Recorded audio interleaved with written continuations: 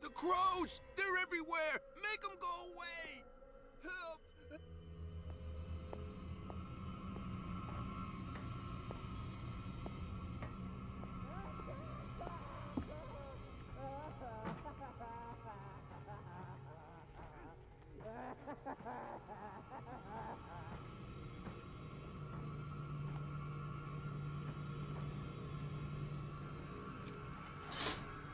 I can still increase the load.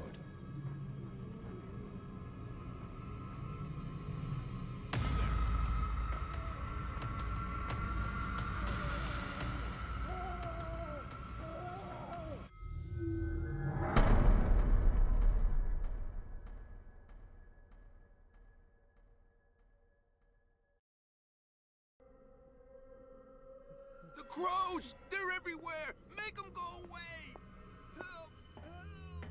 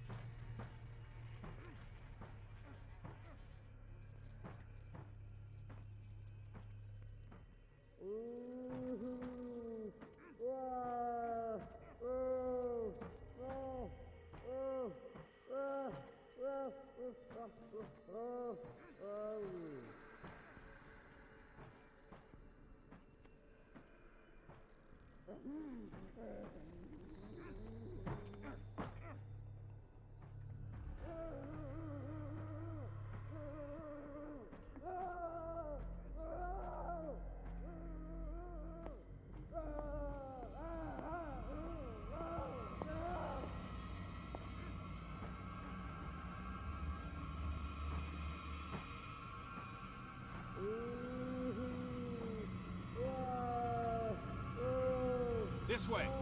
You there!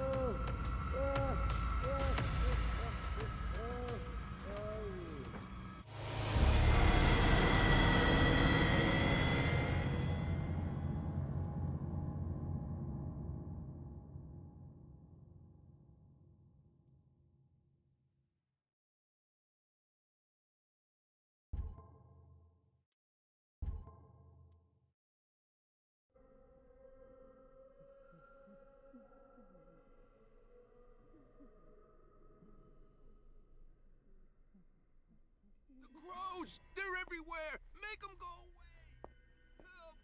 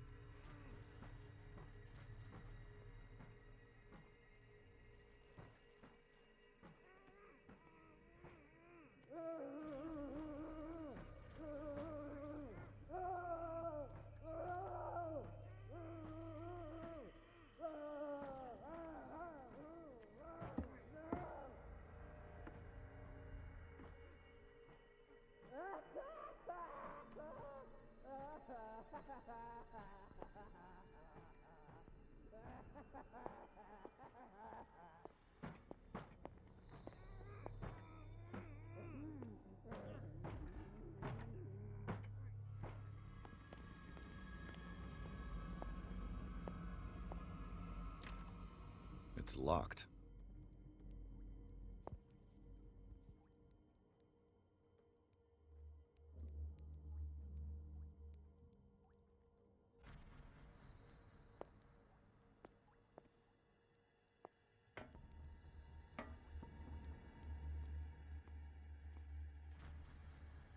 green gas leaves from here and it runs through the whole building.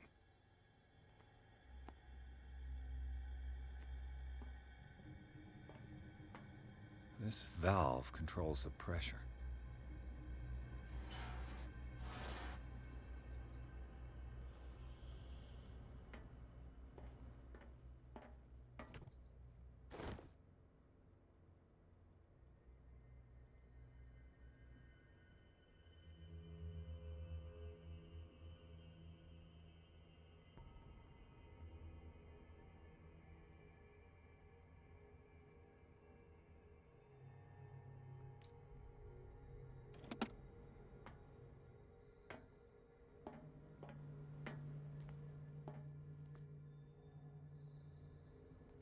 It's impossible to break this chain with my bare hands.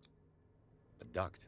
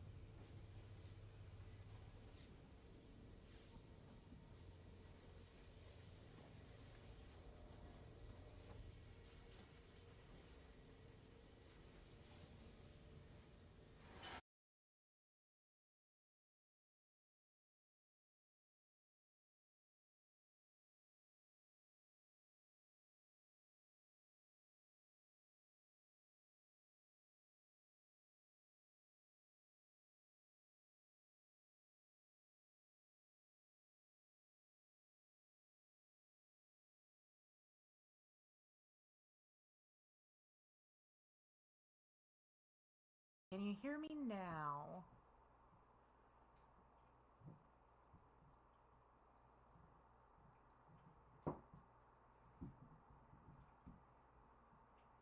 Do-do-do. Am I really low? Huh. How about now? Is that better? I feel like that's better.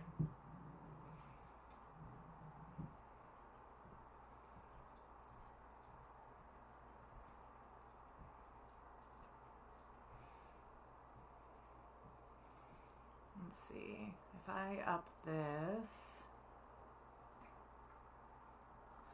How about now? Is that better?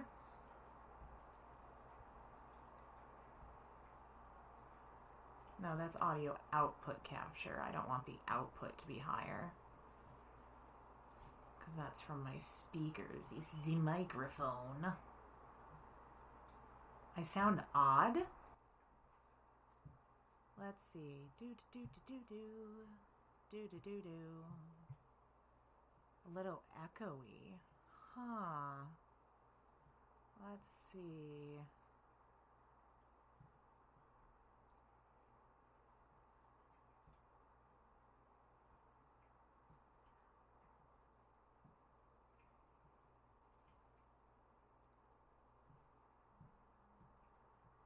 Let's see here. Did something get...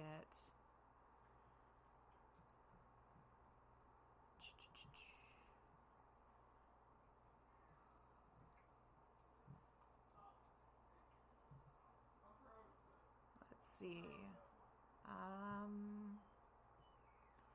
Weird. I wonder why it's being echoey.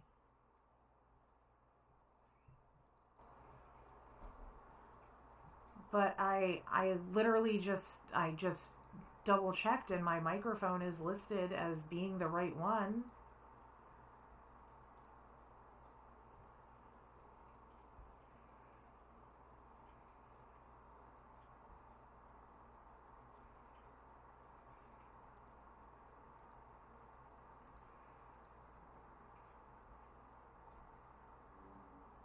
Strange.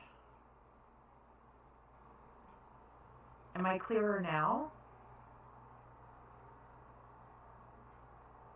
Did that fix it?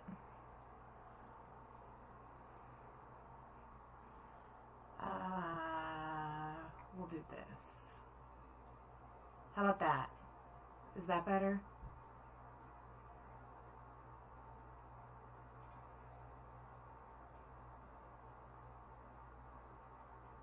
Is this better? I don't know what else to talk and say in order for it to be functional. Other than, yeah, now I can hear myself. God, that's weird. We'll just switch this to, nope, default doesn't do it. That doesn't. Weird.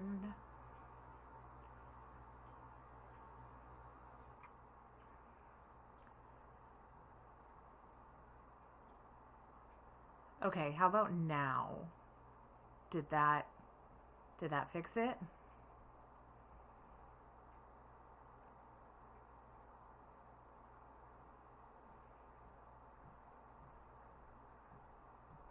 Okay. That was strange. Okay. Don't know why, but here we are.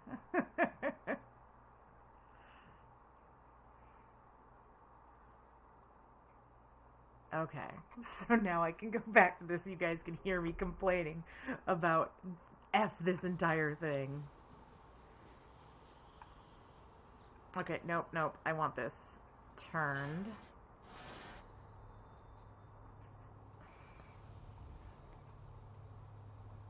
Okay. There's a duct in there.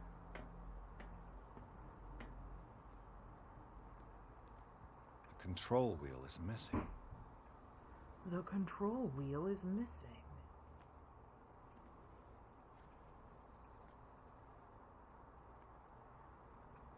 Well, that means I need to find a control wheel.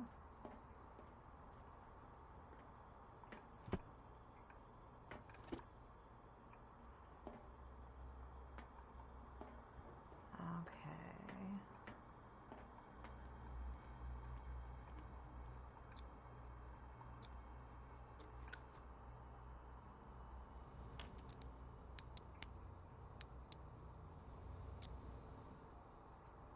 This padlock is too complicated for me. Rude. It's no use. The padlock won't give.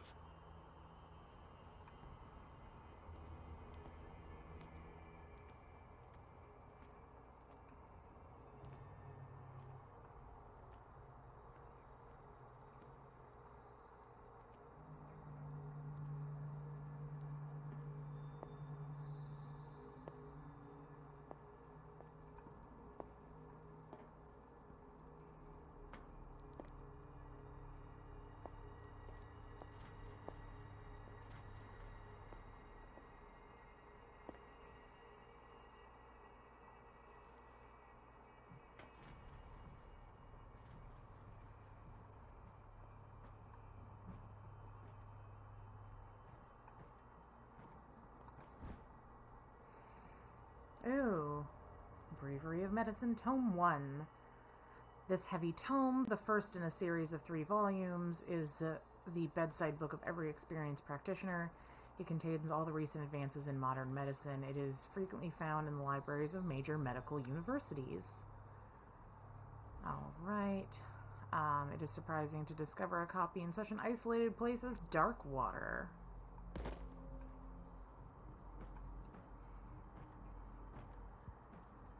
I could use this control wheel to turn the valve I saw.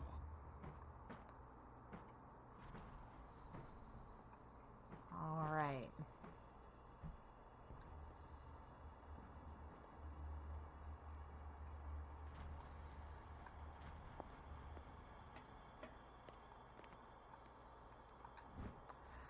Note to staff, last week's incident caused significant damage to the infrastructure, putting a stop to current experiments. This is unacceptable. From now on, the wheels to operate the gas stopcocks must be kept in the storage room after each use. Moreover, you must keep the register of use up to date, Dr. Fuller.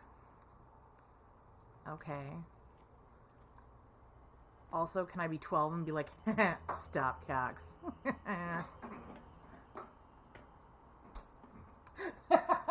My roommate's out behind me and just laughed at it too.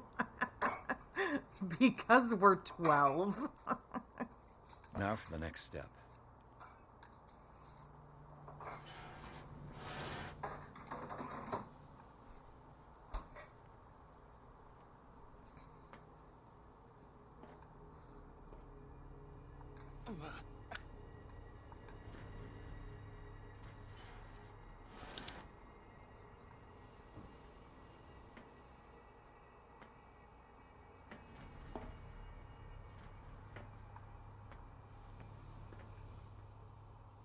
It's impossible to break this chain with my bare hands.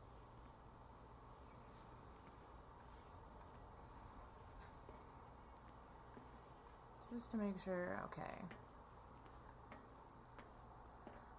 So we have 3 of the 4. I wonder where the other is, where the key for the other thing is. It's no use. The padlock won't give. Then give me a key!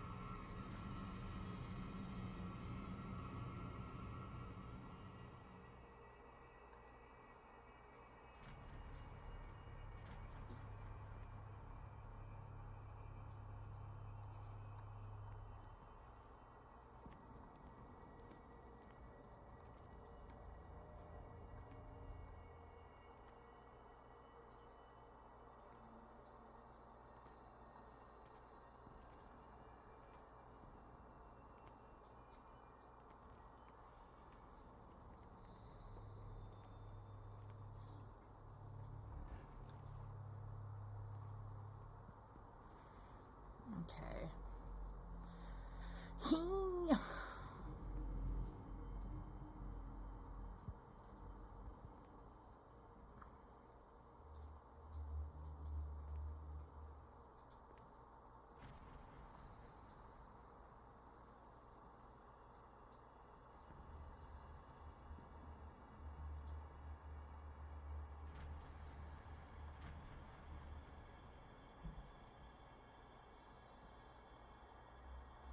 Okay.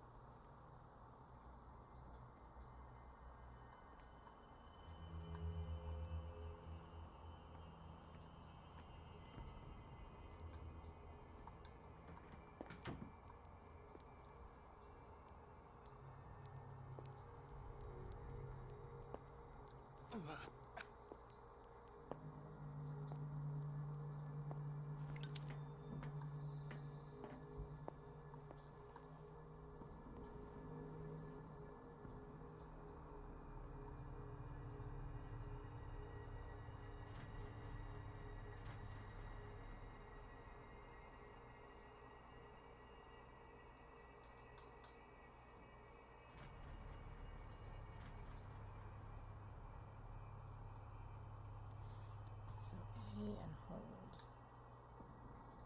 A and hold. Okay, he's down there.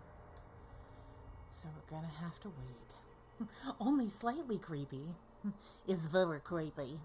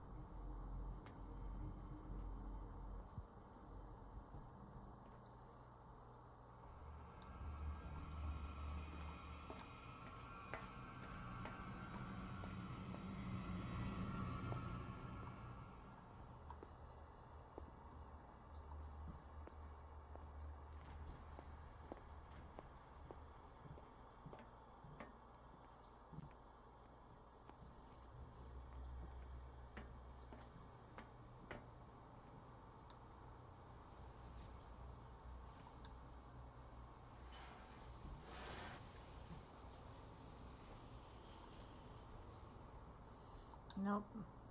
Wrong way. Okay.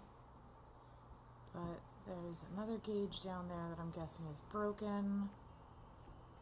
I don't see anything to put this other one on other than once we're in here. So it goes in there. It's just having to find out where that air duct is so I can get in there. Which honestly, it may be through this way, but I need a key. And where the hell is the key? It's locked.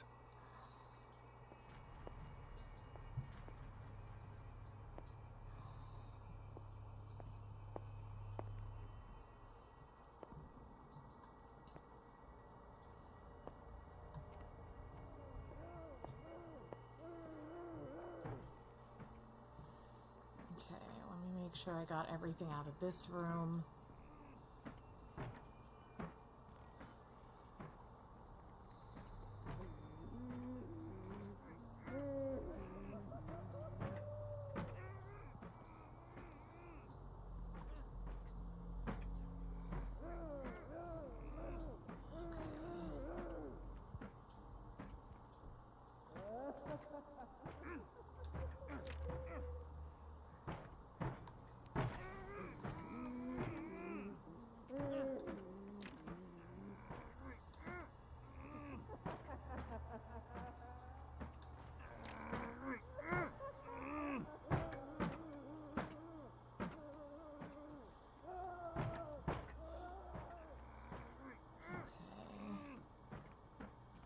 Got everything out of here, right?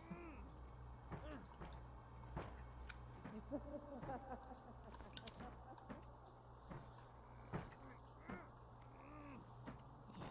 I got everything out of there. This is my room. Chamber pot. Which is where the green gas is.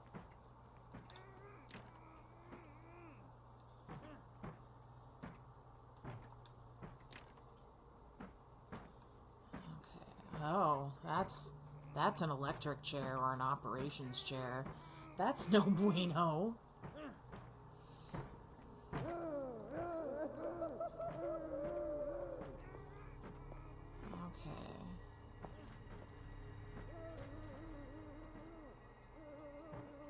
So I've done all the looking I can on that side.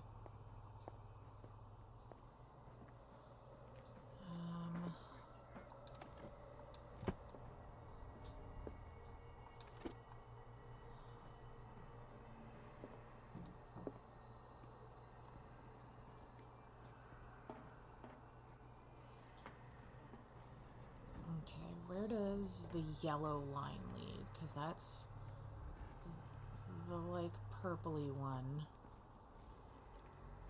Green goes out that way. Yellow. Did I get everything out of the archives?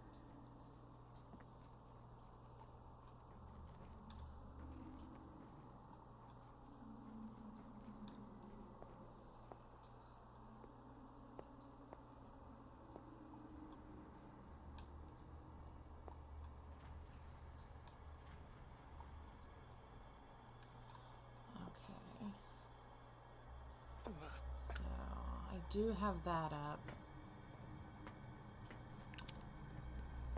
It is...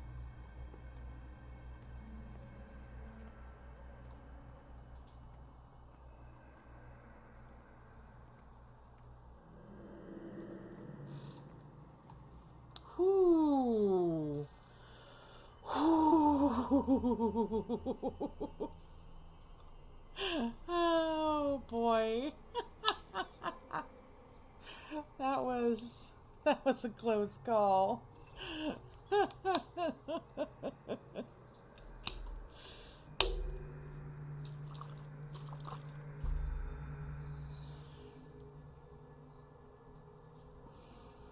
gonna wait for him to go past again before I come out of here.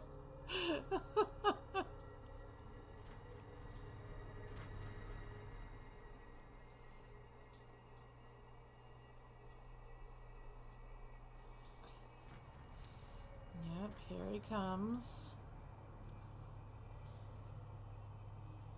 So he'll walk that way. Past me.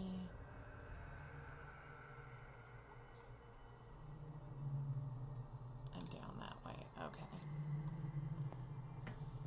Is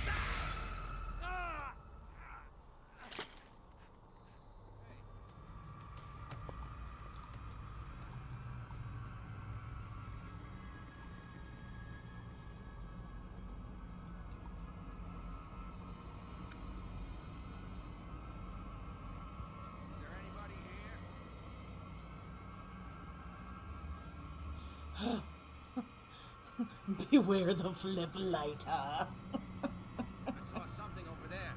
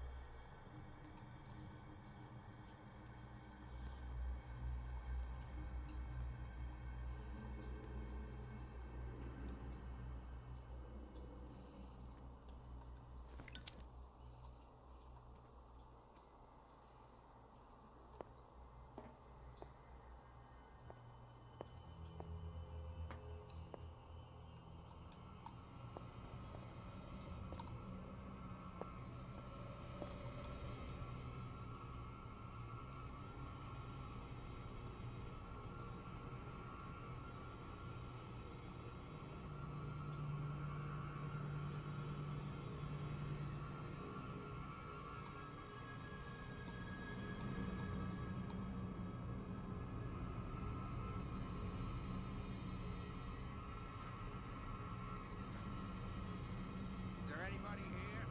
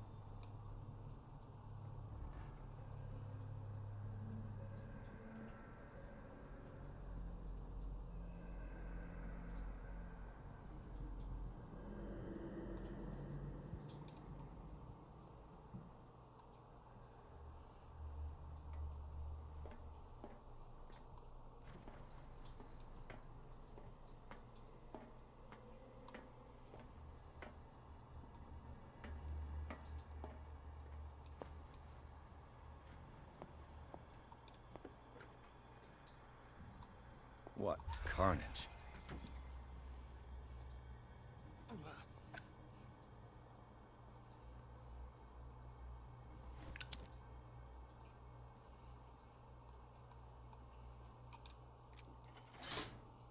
Theoretically, I've only got one lever to push.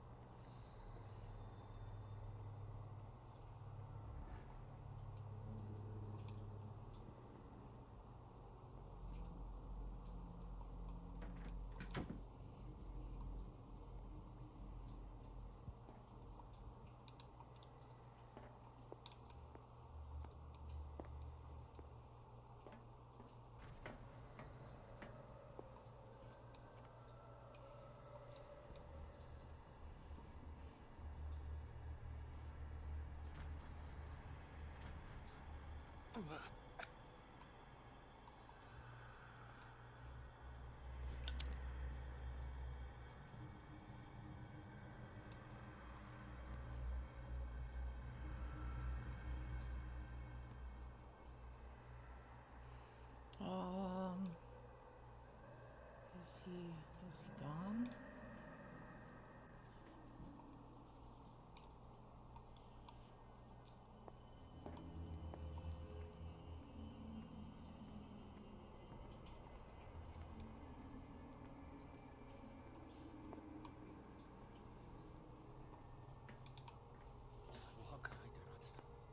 If I do not stop, he does not catch me. Okay. Theoretically, what is... It's the green one. And the green one is the one that's over there.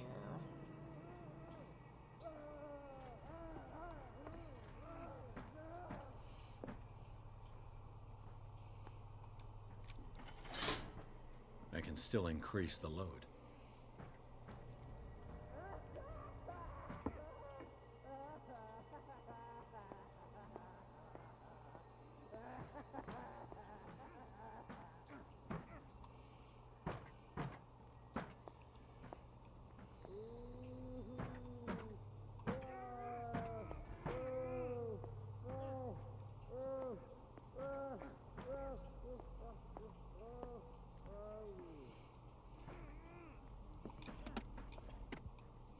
I feel like I'm missing something because I need a key.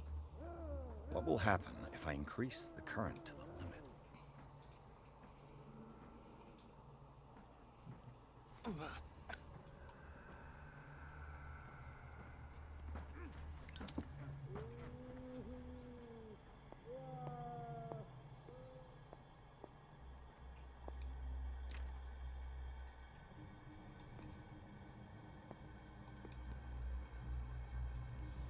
Okay, I have to go through the kitchen.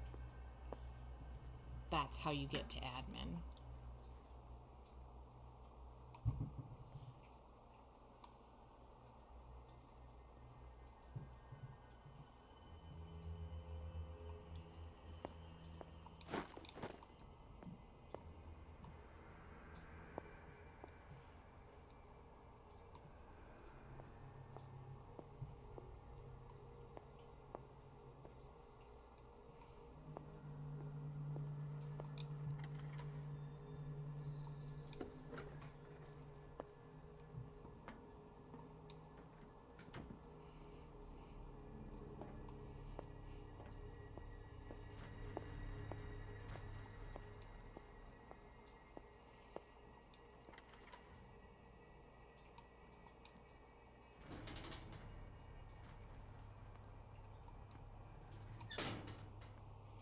Okay.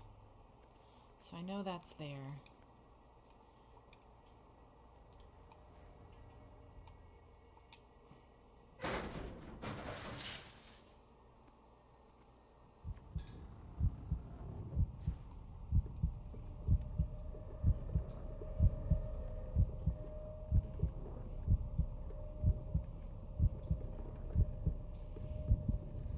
Come on, boyo.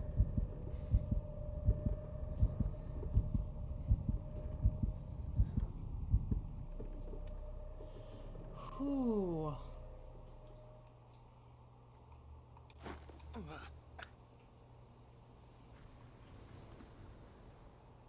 This lever must turn on the gas machine.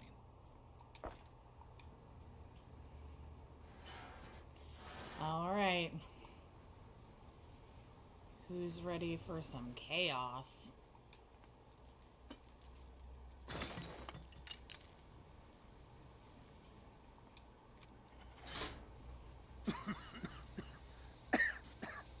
I've got to hide before the guards see me. Who did this? Is somebody here?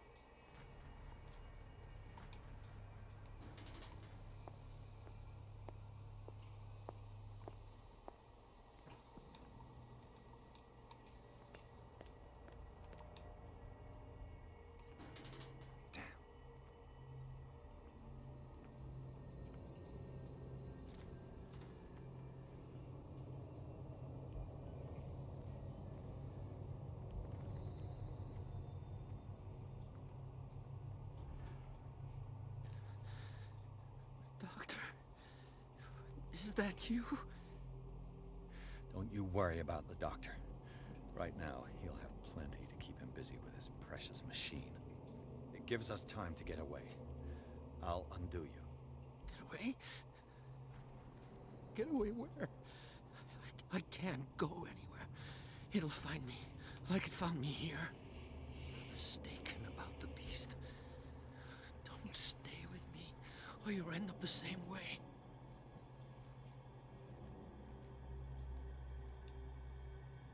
You're Sanders, aren't you? I heard you from my cell. What did they do to you?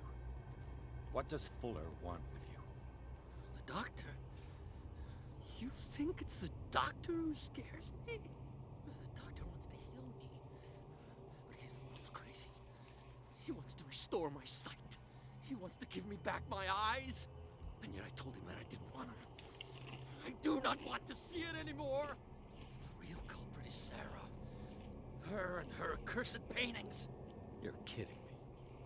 You're talking about Sarah Hawkins. The one and only. The legendary. There is no artist more enlightened or cursed than Sarah Hawkins.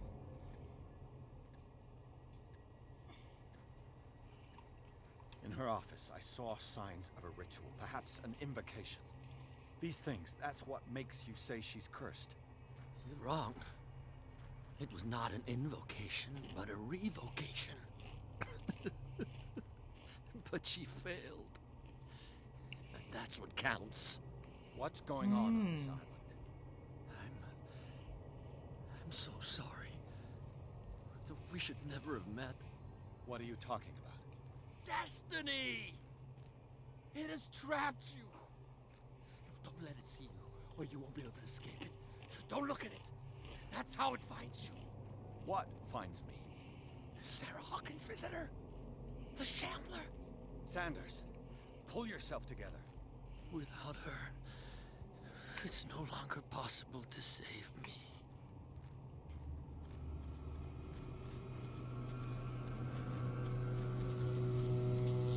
No! Sanders!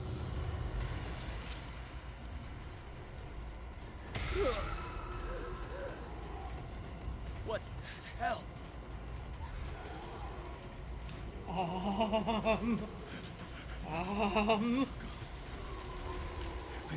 I gotta.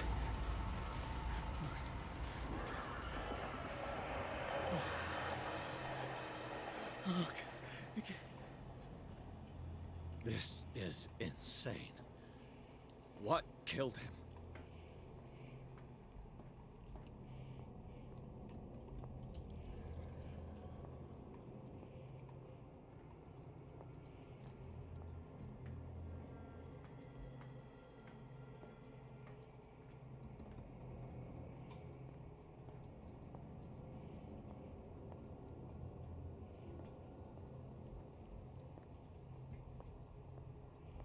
Okay.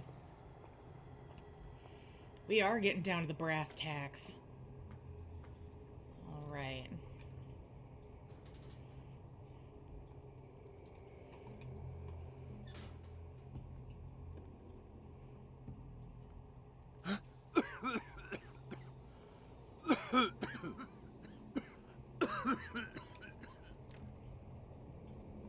Oh yeah, that leads back down.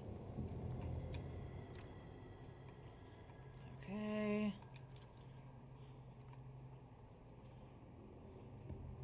Damn! The gas! Oh. My head. Later. We need to move on. Pierce woke up in an asylum installed in the cellars of the Riverside Institute. He met Dr. Colden, a female friend of Bradley, who helped him to escape. Wandering through the corridors of this place, where Dr. Fuller reigns supreme, Pierce was able to talk to a man called Francis Sanders before dying in full view of the detective. He accused Sarah Hawkins of being the cause of the torments.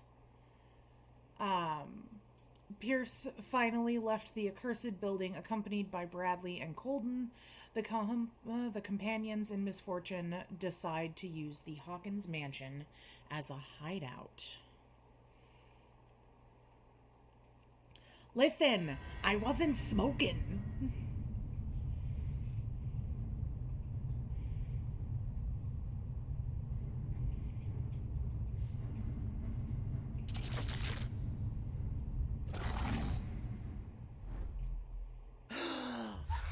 Who goes there? That nightmare again. I need a drink.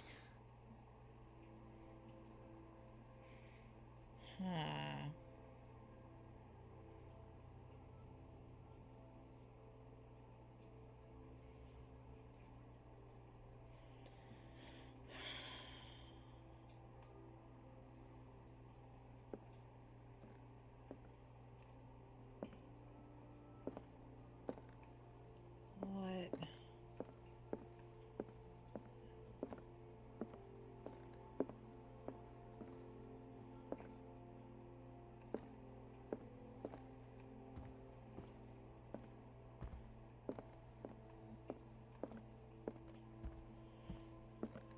Last time we were in here, it was night, and now it's day.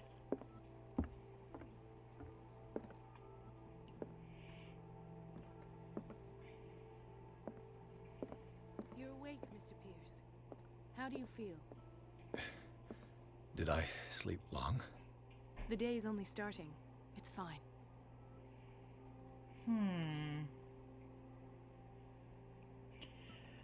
You know, Vane, shush.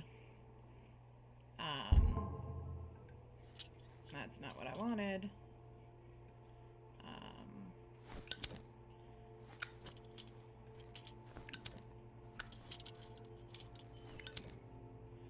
Well, that's what brings up that.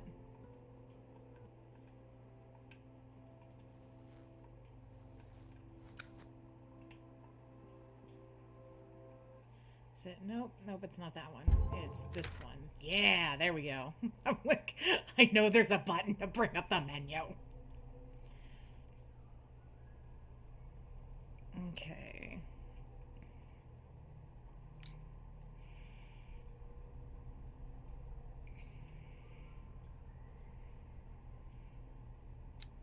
Emotional damage. Hi, Flisky. There is a lot of emotional damage in this game. Okay.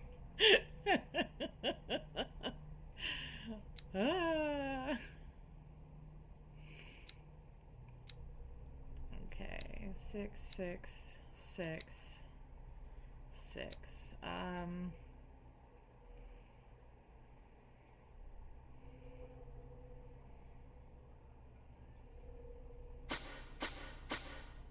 Okay.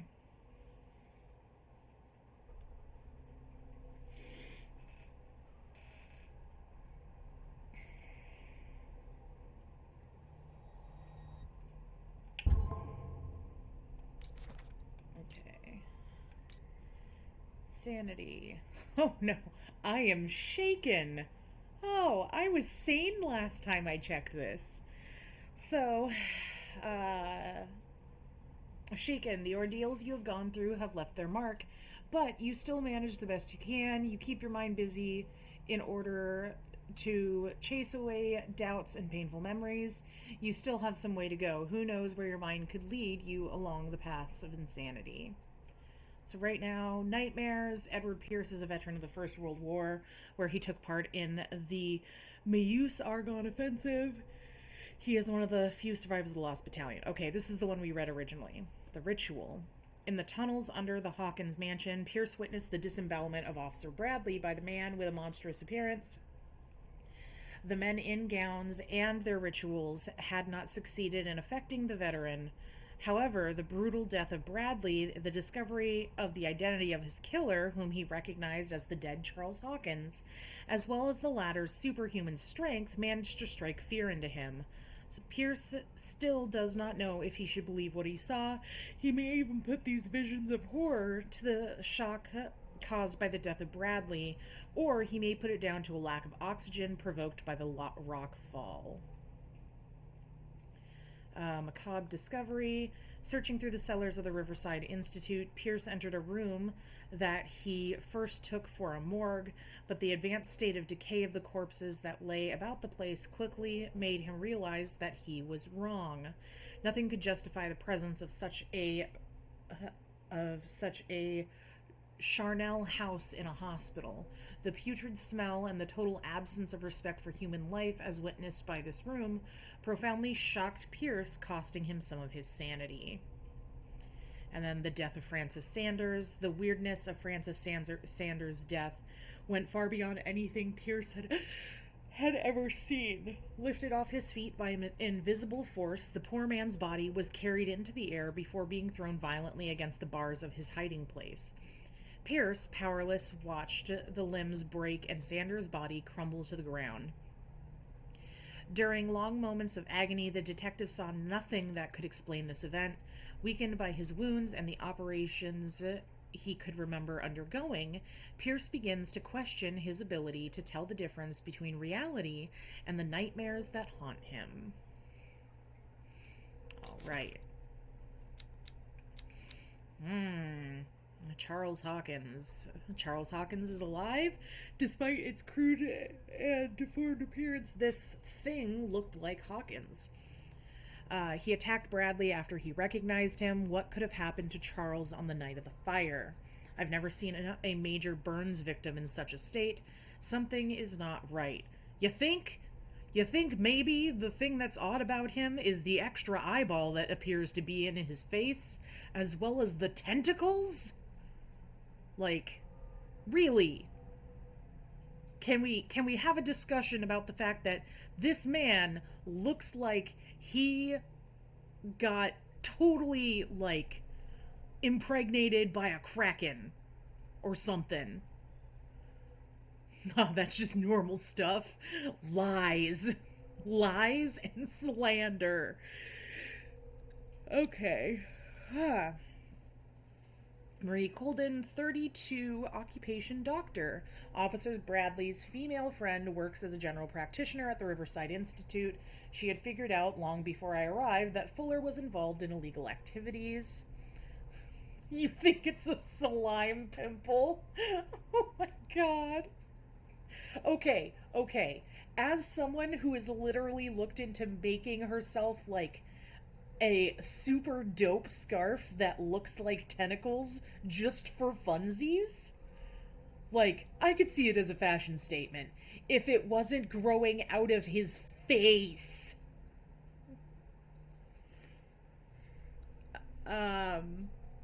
She'd figure out long before I arrived. Oh, why am I so tired today?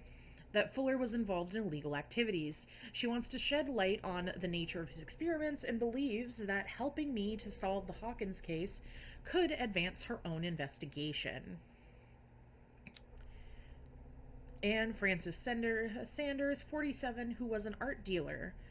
Sanders knew Sarah Hawkins so well that he accused her of being the source of his suffering. The man gouged his eyes out with his own hands. Ooh.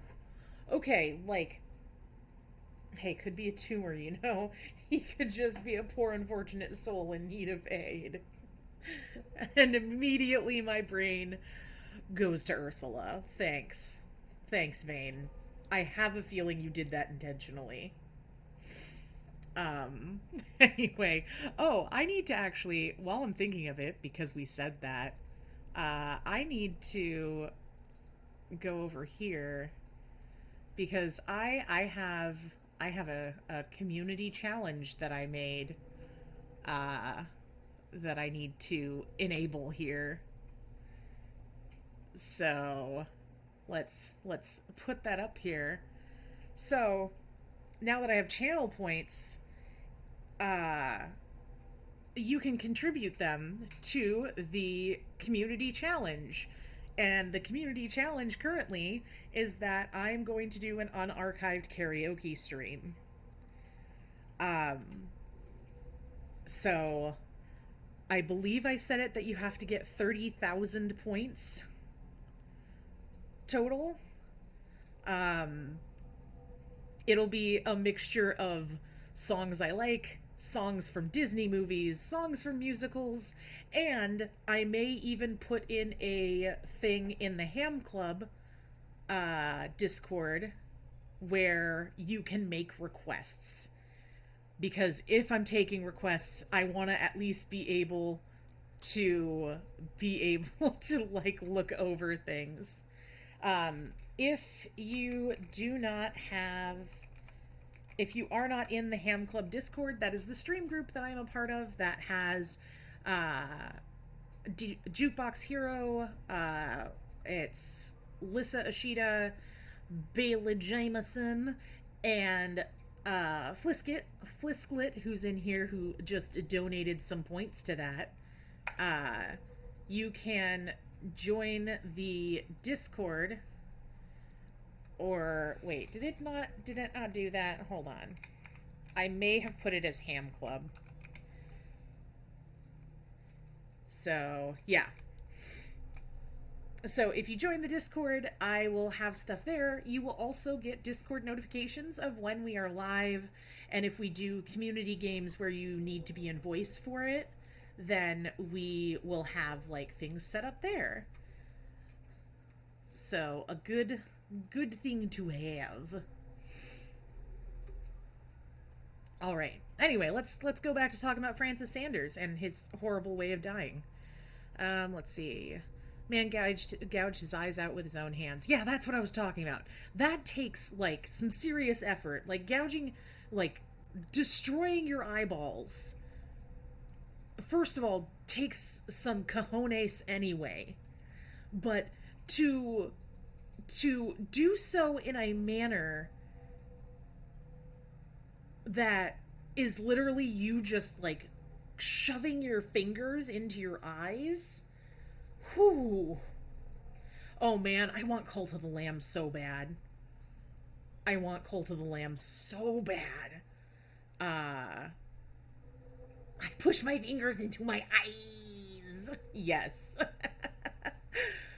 But like using an implement, like people that, you know, you hear about, I know your inner Slipknot came out.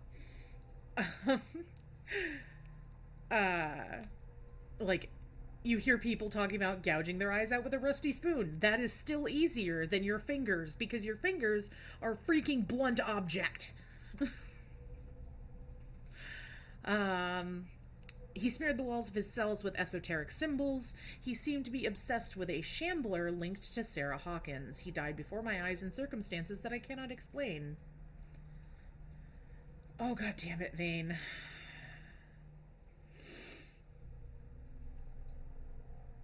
Dang, you guys are going to get this unarchived karaoke stream well before the month is up at this rate. Also, dotes to you, Tiarna. Flisky, since I know you're in here, can you do a shout out for Tiarna? Tiarna is another awesome streamer and another member of the Final Fantasy community that I have kind of built up around me, and they are wonderful people. So... Make sure to give them some love.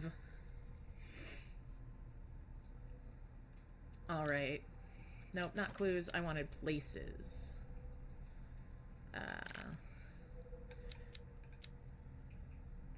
Strictly speaking, I didn't spend much time in the hospital. When I woke up, I was immediately transferred into the cellars of the Institute, a sort of clandestine asylum where Dr. Fuller carries out his experiments on patients without being troubled. Unknown machines sit beside anatomical drawings that are disturbing, to say the least. I just managed to escape from this place. I might not have as much luck another time. So we want to try to avoid that. Oh, it's a Mitsu! Hello, Mitsu!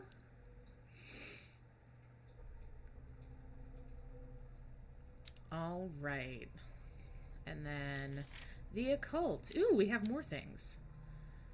Okay, disappeared tribe. A tribe of men, worshippers of the sea and its benefits, landed on the shores of an island surrounded by dark waters. They were discovered by the creature some call the Devourer of Whales. For years, the creature hunted them down into their dreams until their weakened minds surrendered. Following the creature's orders, they sunk into the dark waters surrounding the island and never came back. Extract taken from Malleus Bestiarum by Abigail G. How are you doing this morning, Mitsu? I haven't gotten to pester you yet today. The sleeping cultist. There are laid out on a frozen stone. One would say that they are dead, but their bodies do not decompose. Are they in some form of coma? One thing is sure, these men were subjected to a type of treatment that changed their physical characteristics. I'm not sure that we can still call them men.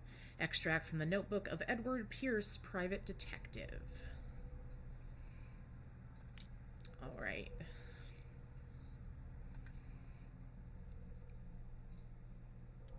Okay. Medical record of Francis Sanders. According to his medical record, the patient seems to be suffering from psychosis. He gouged his own eyes out in an attack of delirium. Medical record of Sarah Hawkins. She was interred in Riverside for fits of insanity a while before her death. She wasn't at her first attempt with the fire at the mansion. And request for internment, a document attesting to the fact that Irene Sanders, wife of Francis Sanders, had her husband interned after he had shown grave signs of madness. All right. Ooh, hurricane lamp. An old hurricane lamp still working. I've just got to be careful. It burns a lot of oil. Thanks for that. Oh, there's a knowledge section. Okay, this ritual dagger. I don't think I got a close look at this. I wish you could turn it more than from side to side. The bloody part is still moist. Ugh. I hate myself for saying that word.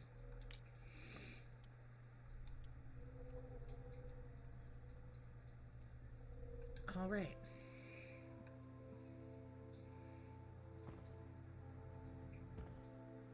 How's our fugitive? Dr. Fuller hasn't reported your disappearance to the force, but that'll come soon. Bradley? Who else would it be? Mr. Pierce, are you all right? You look like you saw a ghost. I most certainly did. There are things I can't Dank. Tell us, what happened? I'm surprised none of you have been assholes to me yet and tried one of the jump scares.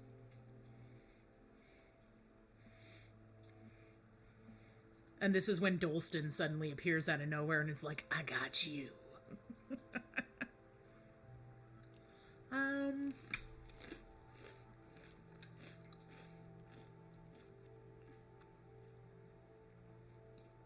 What I'm sure of now is that the Hawkins case isn't just an accident.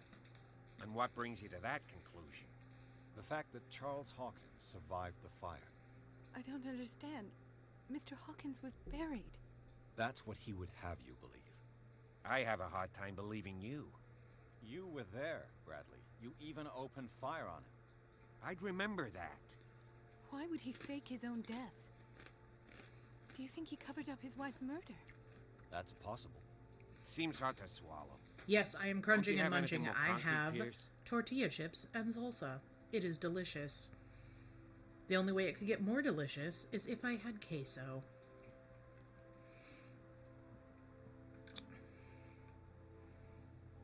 Oh, I have to hold this one. I heard you talking earlier. Why am I not surprised? I 'Cause get you're the loud impression you AF. two don't get along. Intrusive and not very clever. Anyway, let's get back to the business at hand.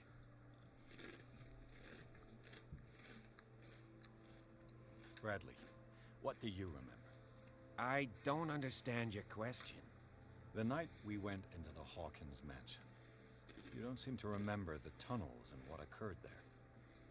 No memory of going down any tunnel. Listen, No, this we is were what in the happens manor when I then, stream during lunchtime. Y'all get to Then what? put up with the occasional I, crunch and munch. The rest is quite blurry. I don't recall how I came back home. And then? I went to visit you at the hospital and called on Marie's help to get you released. And you don't remember the events of the tunnel? I don't. Let's talk about something else.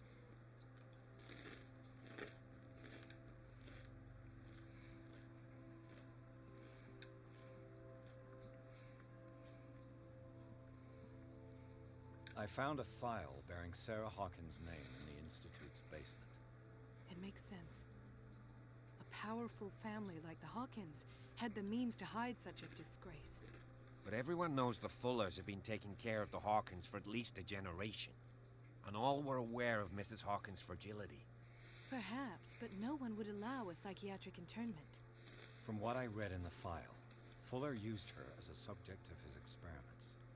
Francis Sanders and Sarah Hawkins, subjects of Dr. Fuller. Why those two?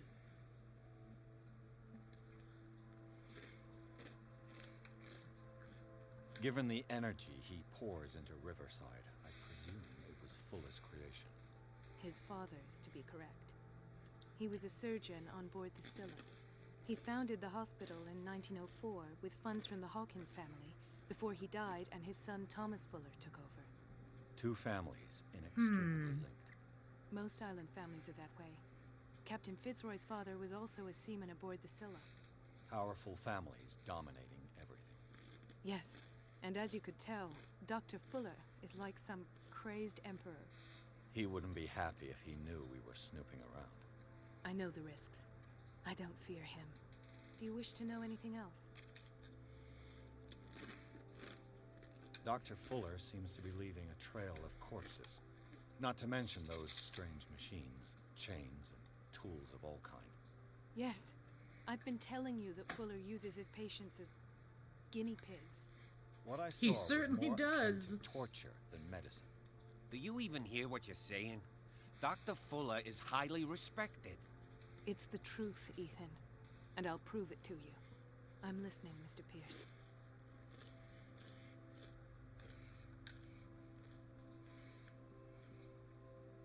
I have flashbacks. They haunt me. What did they do to you? There was that Dr. Fuller and a nurse. Blood everywhere. My legs. The pain. I couldn't bear it. I was screaming. They injected me with something. I woke up at the Institute. Bradley was there. And how you scared us. You seemed demented. You likely woke up during the anesthesia. No wonder those memories haunt you. What in God's name were they doing to you? What happened afterwards? When I woke up the second time, I was in a padded cell. That's where you found me, Doctor. After you released me, I got a good look at what's in store for the patients of the Riverside Institute. Hallucinogenic gas pumped into the cells. An infernal machine. Horrific medical experiments. Impossible. Dr. Fuller would never do such a thing. You should believe it, Ethan. What Mr. Pierce saw is precisely what I've been trying to prove. Did you discover anything else?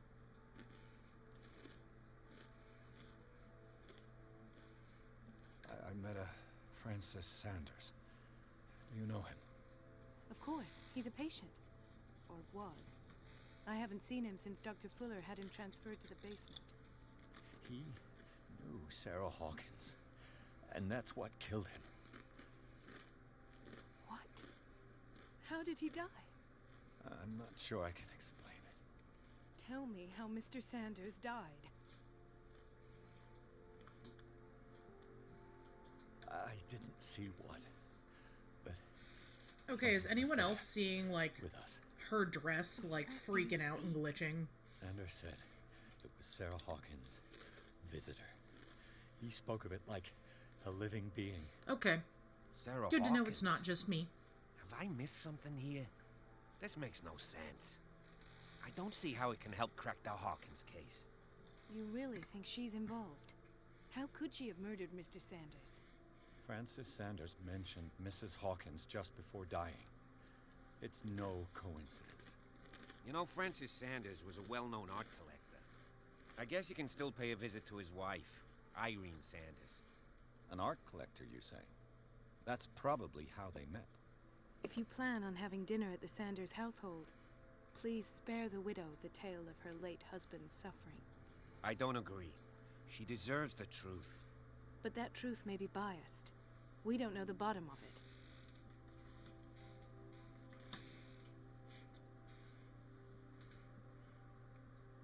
You're right. Without a plausible explanation for what I saw, let's not jump to conclusions. That seems wise indeed. Very well. I'll go to see Francis's widow. Ah, so that's Perhaps gonna I'll find affect a my link destiny. between her Wonderful. husband's death and Sarah Hawkins. Don't end up in the hospital this time. I'll do my best.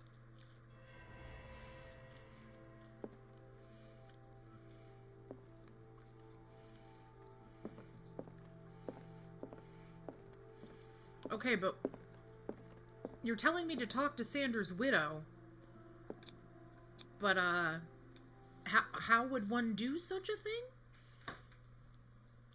Apparently you just go through the door and magically you're in the Sanders residence. Pierce, Colden, and Bradley decided to team up to solve the Sarah Hawkins case. They have a new trail to follow. Francis Sanders, an art collector and friend of the painter, who died right in front of Pierce. The detective goes to his house in order to speak to his widow about the Shambler that the unfortunate man mentioned before he died.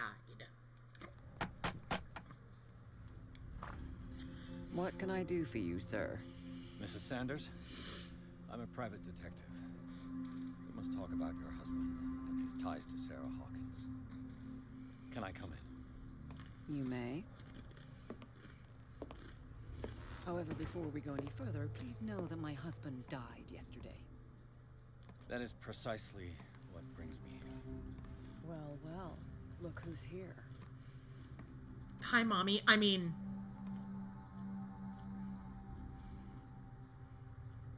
You know each other. We met briefly. Time enough to iron out a few matters. The main thing is that we understood one another. The brave detective has a talent for sticking his nose into my business. I bump into her every time I'm investigating someone's death. It's a small island, Detective. My island. It's better that it's you bumping into me. You're investigating Francis' death. Why? Who hired you? I spoke to Francis before he died.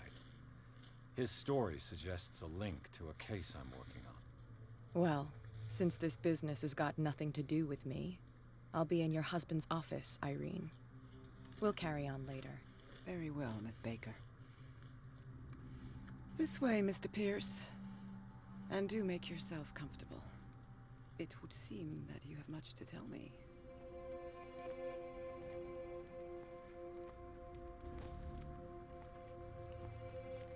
May I inquire as to when you had the opportunity to talk to my husband?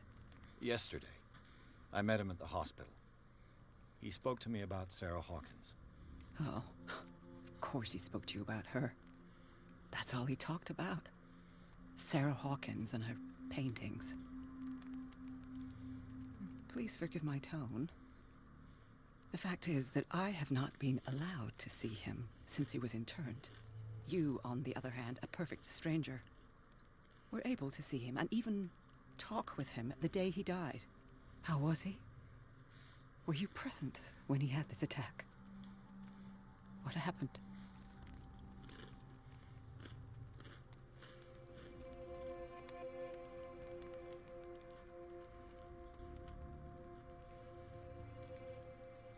What happened to your husband is terrible, Mrs. Sanders.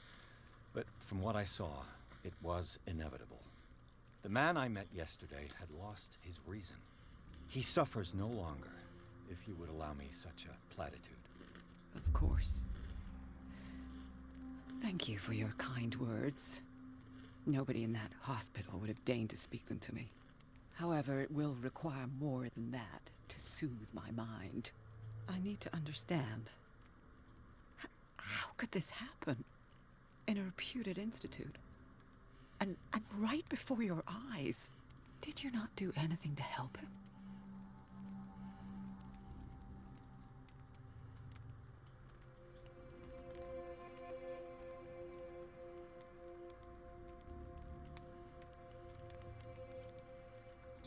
Mrs. Sanders, I understand your grief, and I extend my deepest condolences to you. But I had nothing to do with the death of your husband. I've just arrived on Darkwater. I'm investigating the death of the Hawkins family. The death of the Hawkins family?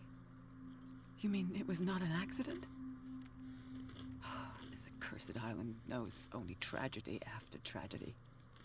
You too would be advised to flee it like the plague. Oh, I'm tired, Mr. Pierce. I would be grateful if you could tell me what you expect of me, and then leave.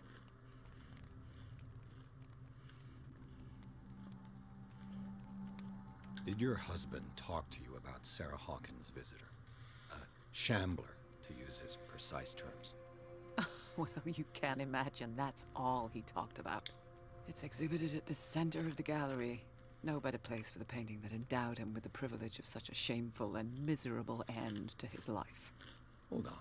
The Shambler is a painting by Sarah Hawkins. Who else to paint such horrors?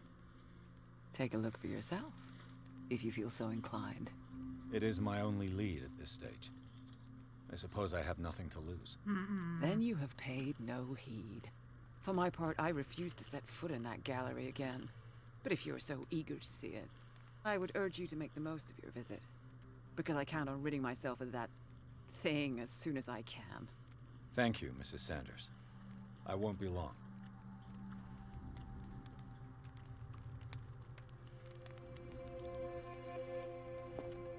Excuse me as I look around your home. The day the Shambler came into the Sanders' lives.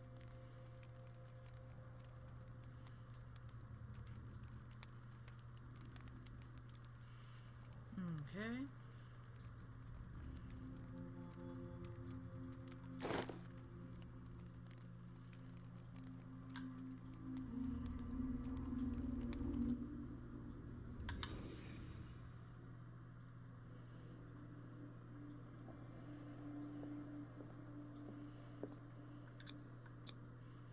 Frances Sanders and Sarah Hawkins were close. Friends, even? Interesting.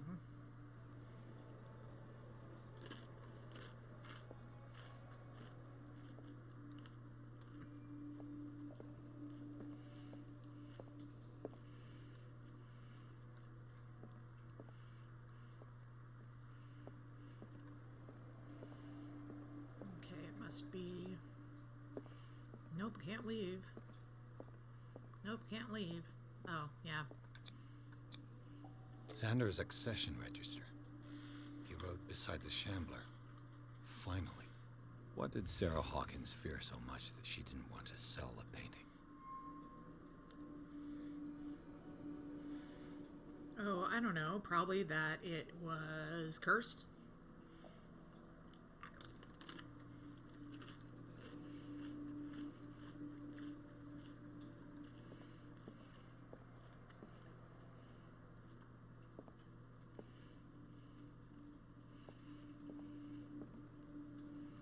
A house of artists. A house of artists. A house of artists. Okay. But it's not letting me... Oh, there we go. He finally won. Was Sanders aware of his imminent doom? Probably not. He looks pretty pleased.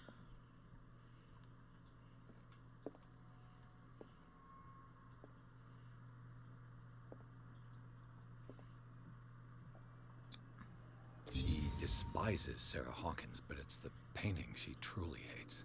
Why?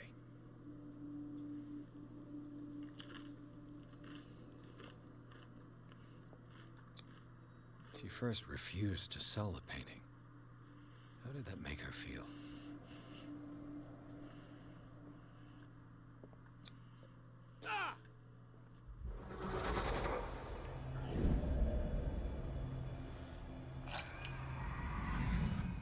He gouged his eyes out in The front of it. Shambler. I need to see it.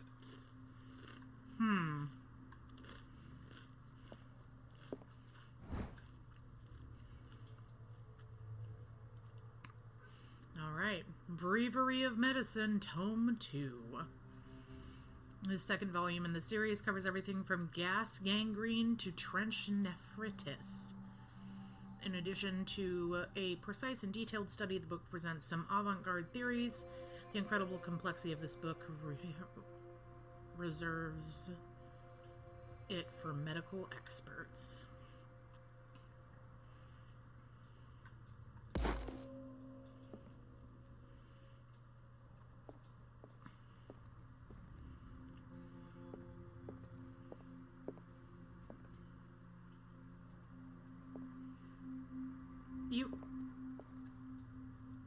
You all saw that, right?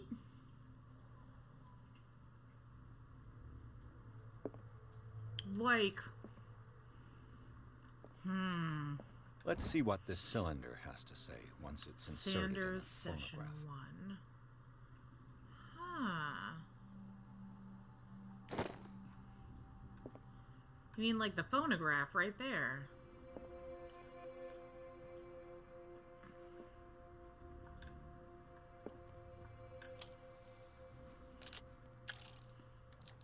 Irene, I made a mistake.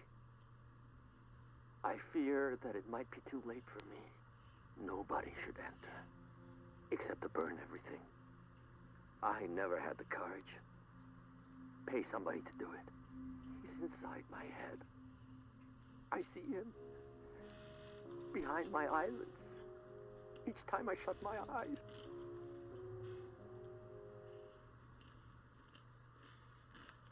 I can't take any more. I can't hold him back. Forgive me. That accursed gallery. Those accursed paintings. That accursed Sarah.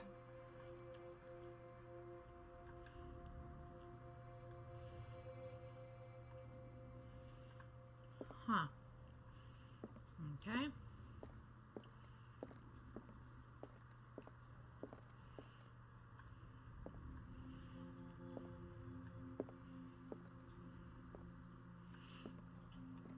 I don't want to go into anything yet, because I want to be able to investigate, like, the commonplaces of the house.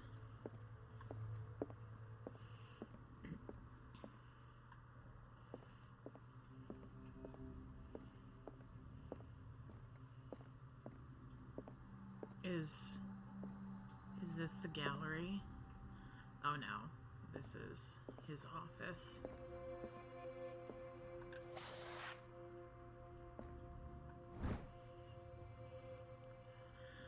Dissertation on anatomical questions. It is a work of a student in book form. Although the observations are relevant, they lack the expertise of an experienced physician. However, the questions asked allow us to imagine new ways of exploring human anatomy.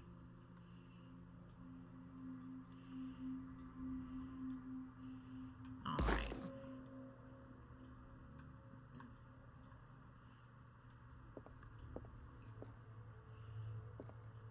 A strange Amerindian pendant. How do you know this is Amerindian? Like, I need to know how you get this knowledge.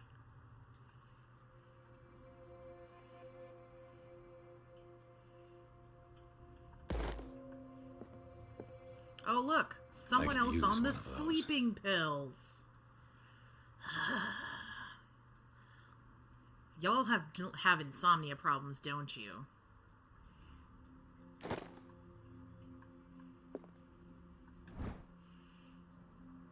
The Whale and the Cod, A Brief History of Darkwater Island, by Erwin Greenmouth. It is focused on the past glory of the island.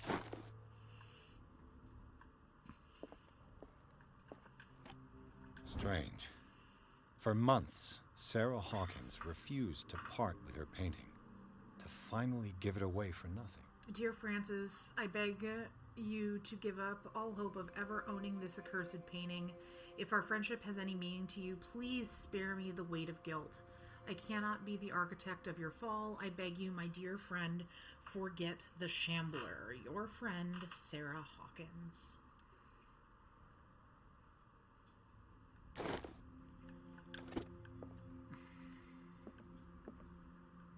Another volume of the Reverend's wife's diary.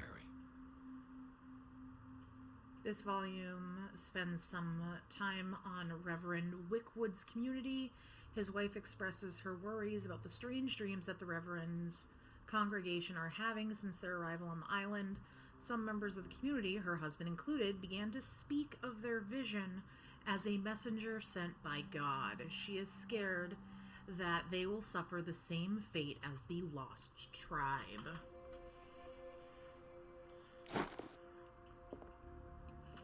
I'm just getting all the good clues in here.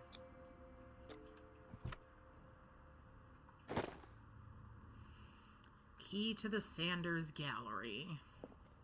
Hi, Cat. Would you read the book?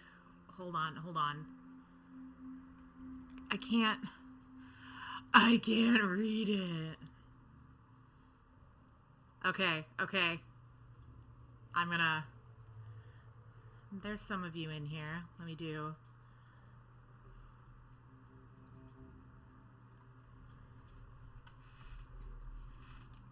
Let me set up a poll.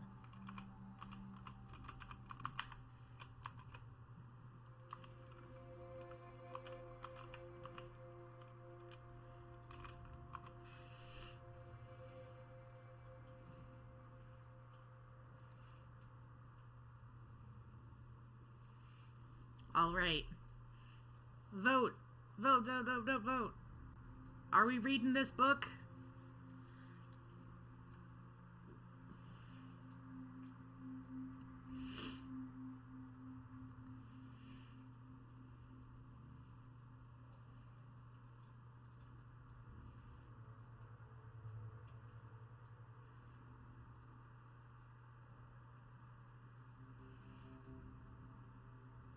Pray tell, are we reading this piece of literature?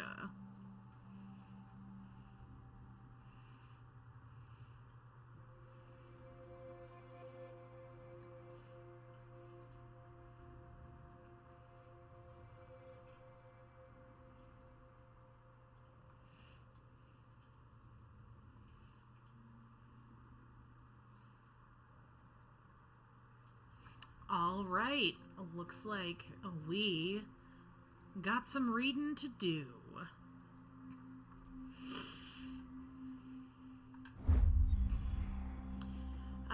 Malus Bestiarum Volume 2. It is a kind of encyclopedia of monstrous and unknown creatures. I'm beginning to believe they exist. That's the...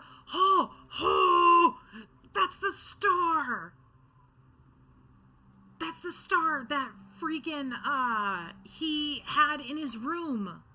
All over the walls and everything. Because he was trying to keep himself from being... Yes!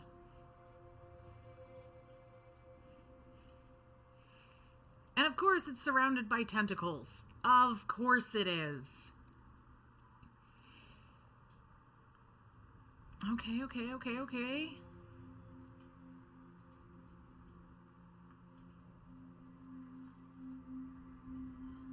Interesting.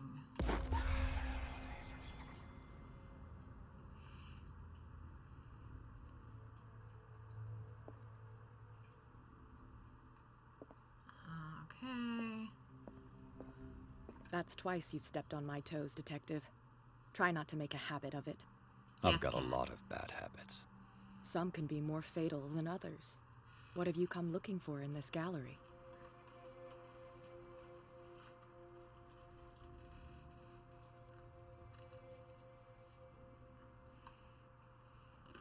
Another painting by Sarah Hawkins. One connected to the horrors I've discovered on this island. What a surprise. I'm listening.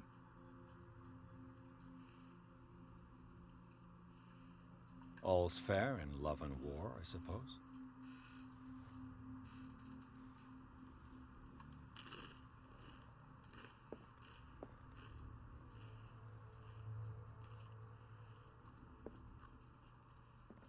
Not now, sweetheart. I'd like to read this without some snoop looking over my shoulder. Rude. Okay.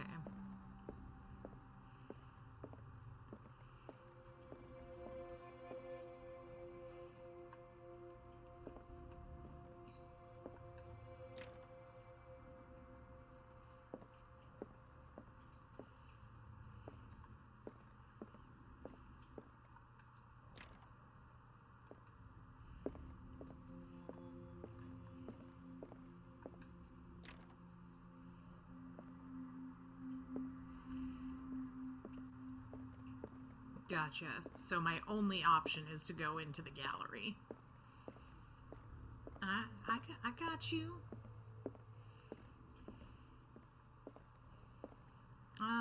Before I do that,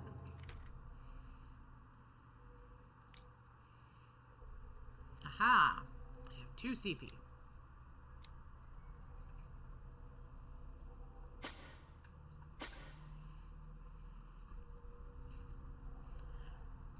All right.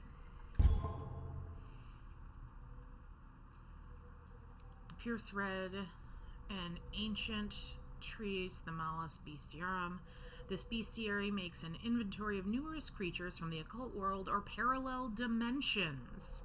The very nature of its knowledge makes it an unholy book. By reading it, Pierce lost some of his sanity. Gotcha.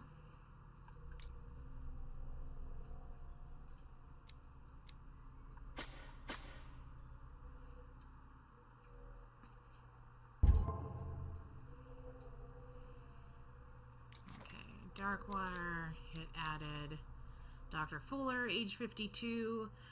He reigns as the undisputed master of the Riverside Institute and of its cellars, in which he carries out illegal experiments on his patients. I don't know what he has done to me, but I shouldn't be back on my feet so soon after my fall, when the tunnels under the Hawkins mansion caved in. This man is dangerous, and I'd swear that he knows more about all this business than he's willing to tell.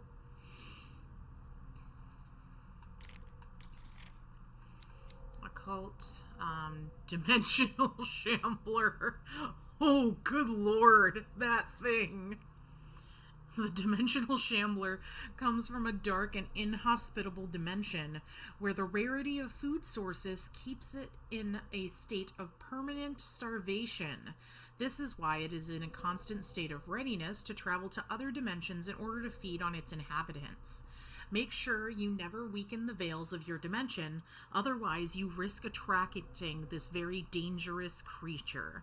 Should this happen, you just have to lay eyes upon it for its being to anchor itself in your dimension and to allow it to rip you open with its claws.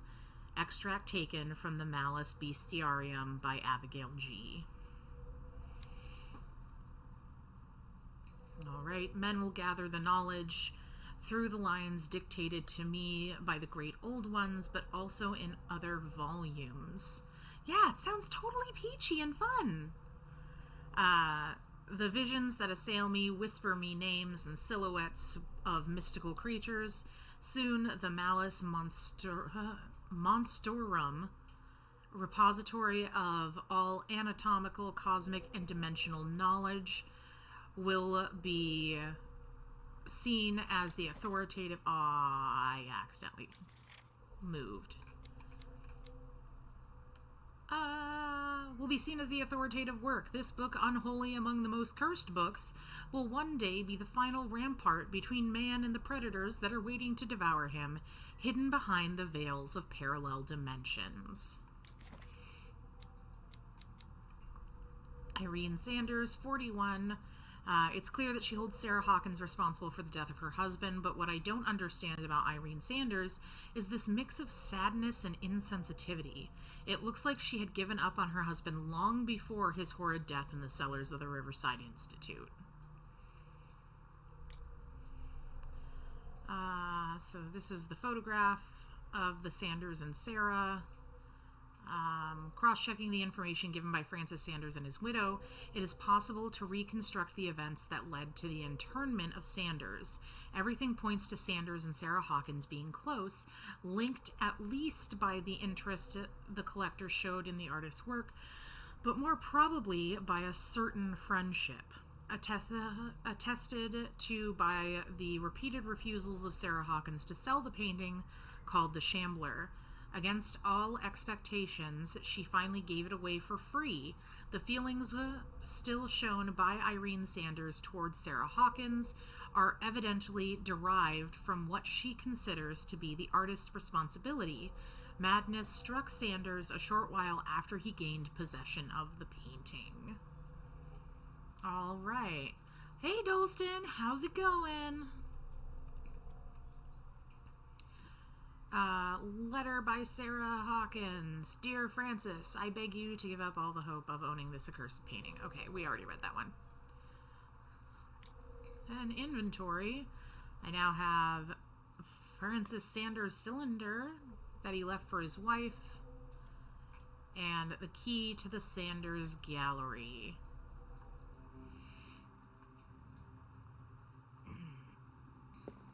All right.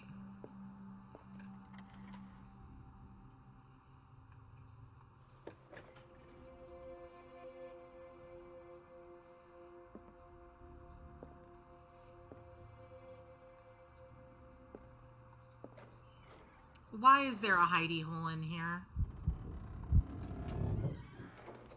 I don't like that there's a hidey hole in here. All right, let's take a look. Oh, he's got some weird tablets and a ceremonial knife, I assume.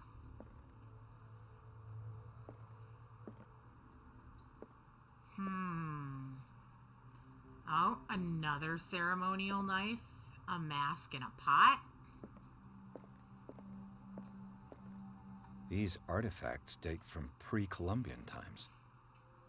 Uh-oh, SpaghettiOs.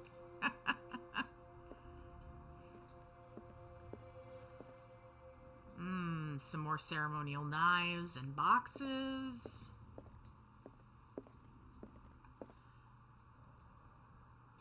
Weird sphinxes.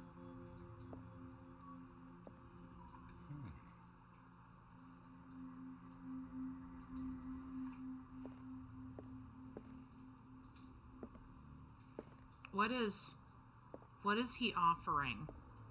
He's trying to hand something over.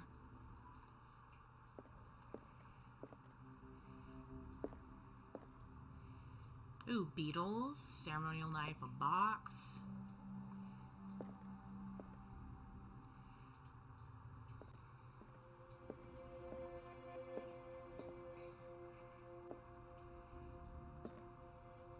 Interesting. More weird sphinxes.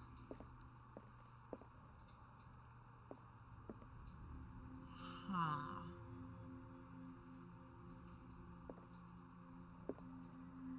Interesting. Ooh, some cuffs. More knives. A mask. Mini versions of the griffins. Ooh, that is a big tablet. I'm concerned about the sheer size of some of these things. Why was he so interested in old weapons?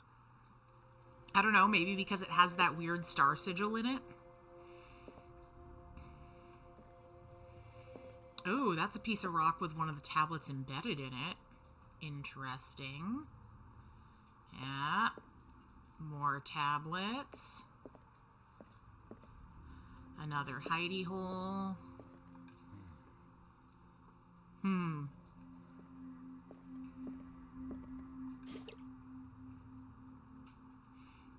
I appreciate them just having some oil out.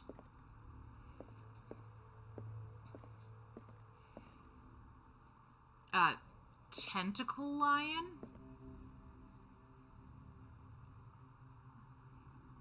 A tentalion? It's a tentalion. The man transformed an entire wing of his manor into an art gallery. Yeah, he did.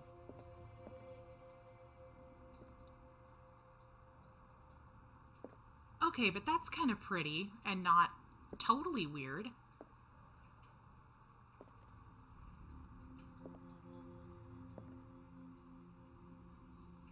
Is that a... Babe, I found a sculpture you'll love. It is literally a toddler wrestling a goose.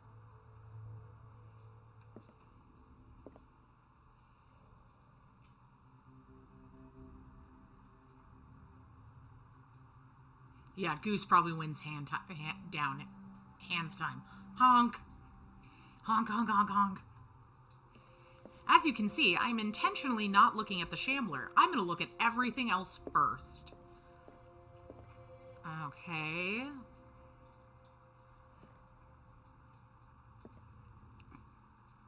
Hey, let me take a selfie.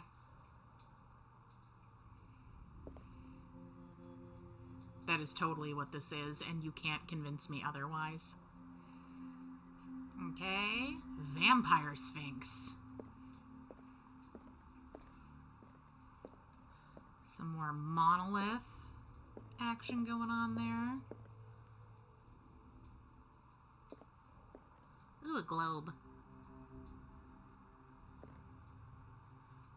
Look it, look it. There's even a big version. Oh god, except this one's bloody. I don't know if I like the bloody.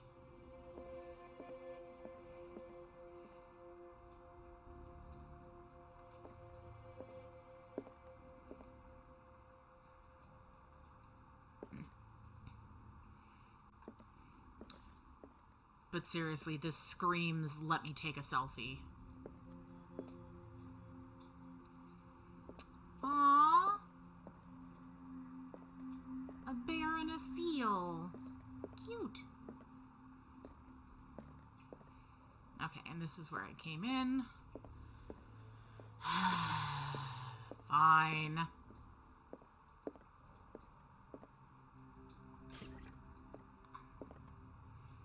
I guess I have to go up and examine it now.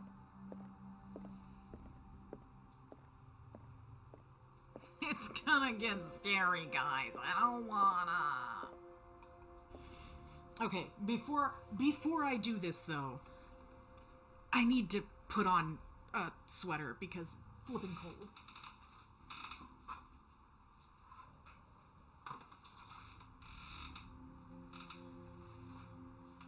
Must have sweater because cold.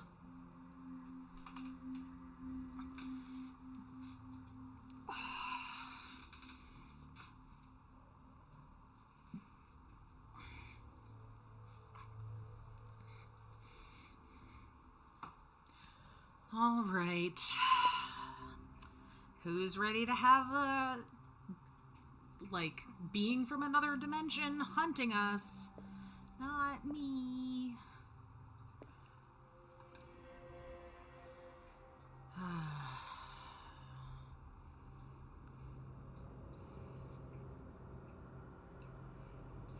don't like it. Jesus!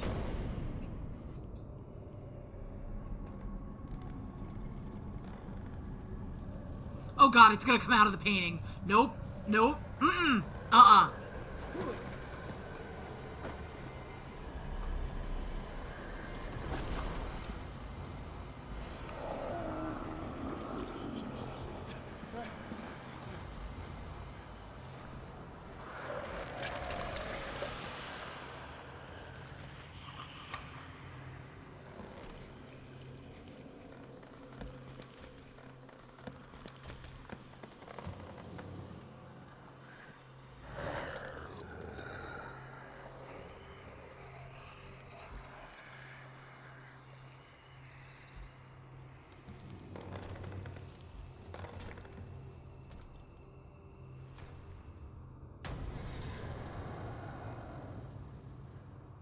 What the hell was that?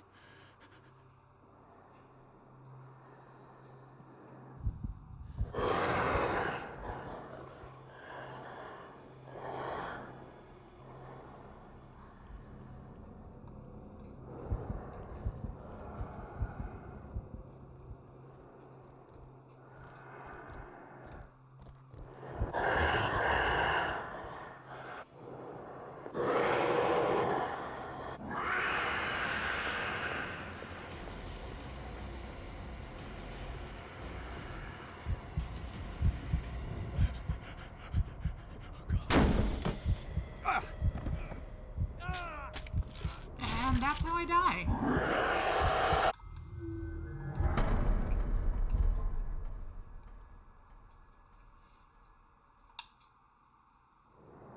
Oh, rip.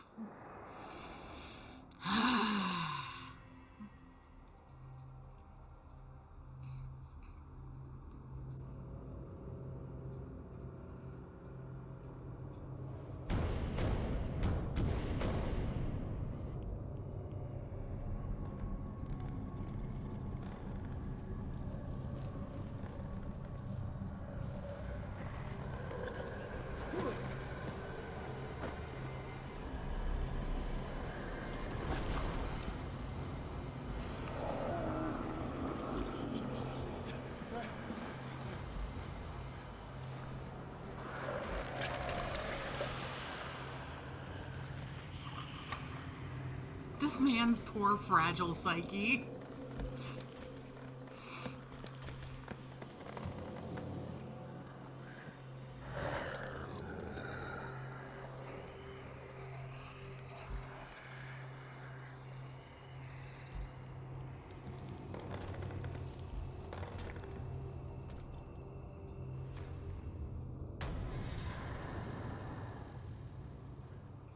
What the hell was that?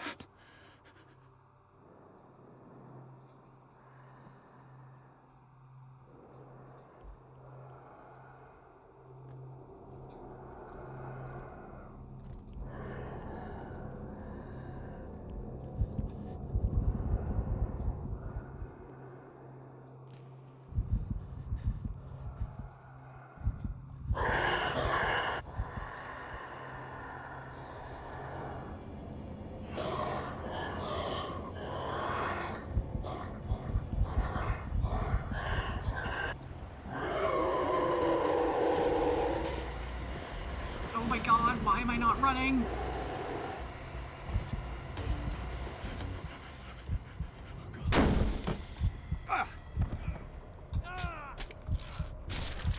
How are you supposed to get away from him? How are you supposed to get away?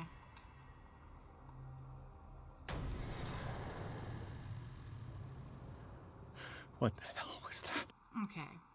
Hold on.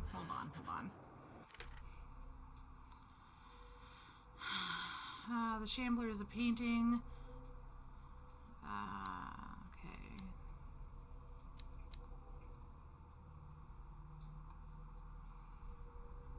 I must see it. The key to the gallery is probably in the office. Okay. Pierce.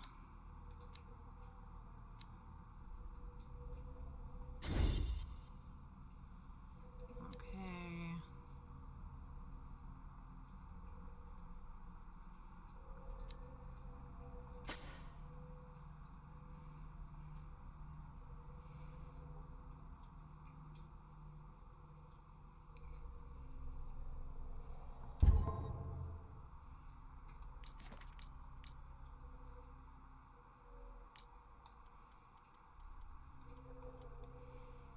Okay, so Bravery Medicine Tome 1, Bravery Medicine Tome 2, more sleeping pills, the amulet, Dire Pastor's Wife, Malice Bestiarium.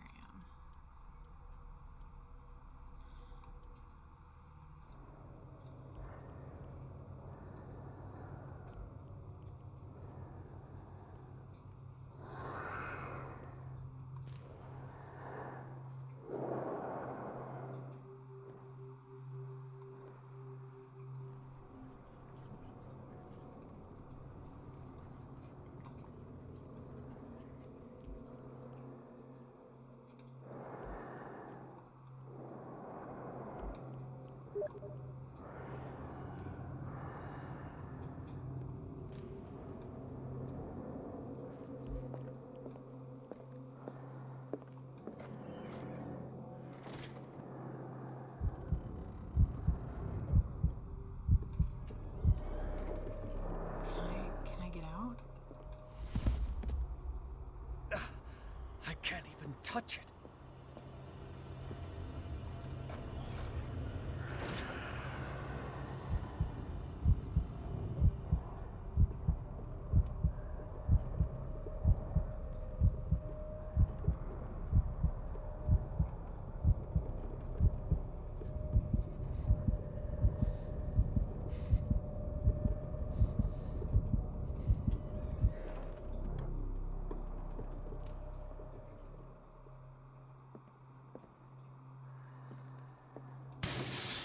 Damn. Maybe I can...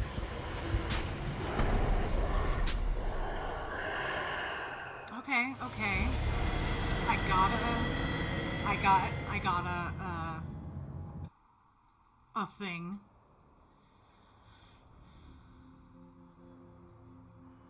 Look for stuff in the display cases. Okay.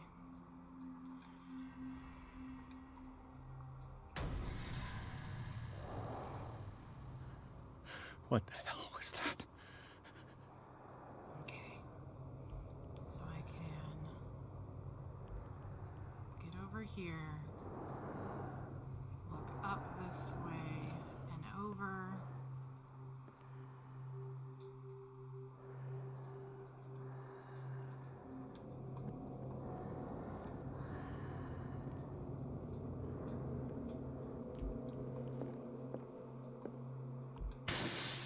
Damn. Maybe I can use this dagger.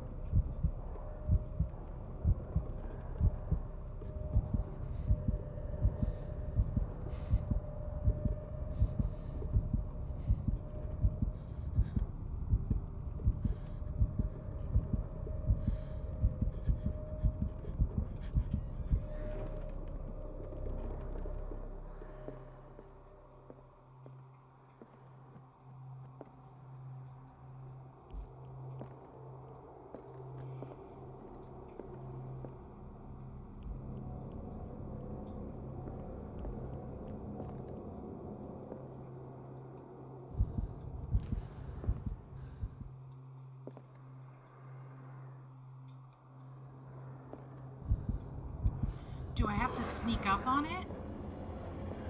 Like, how does one attack this thing?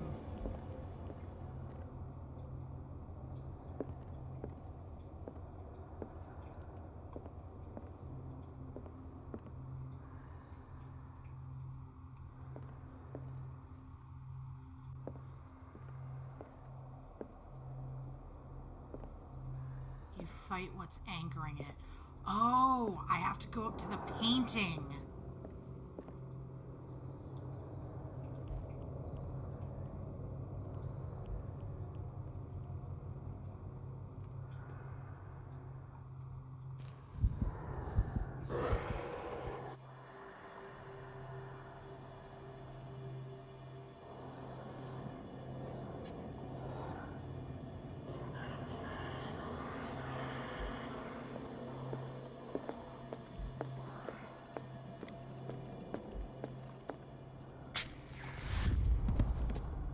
Damn it! This dagger didn't work.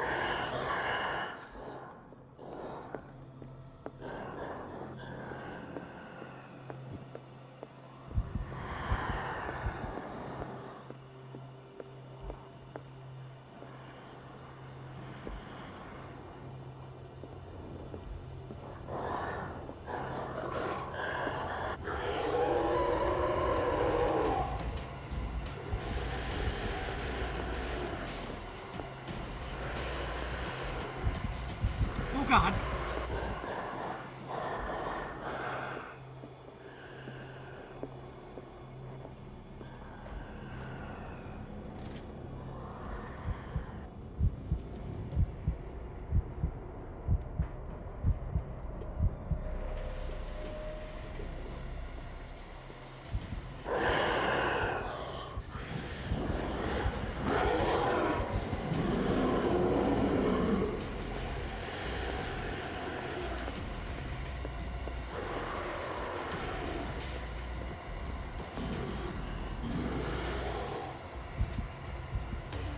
Nope. Ugh.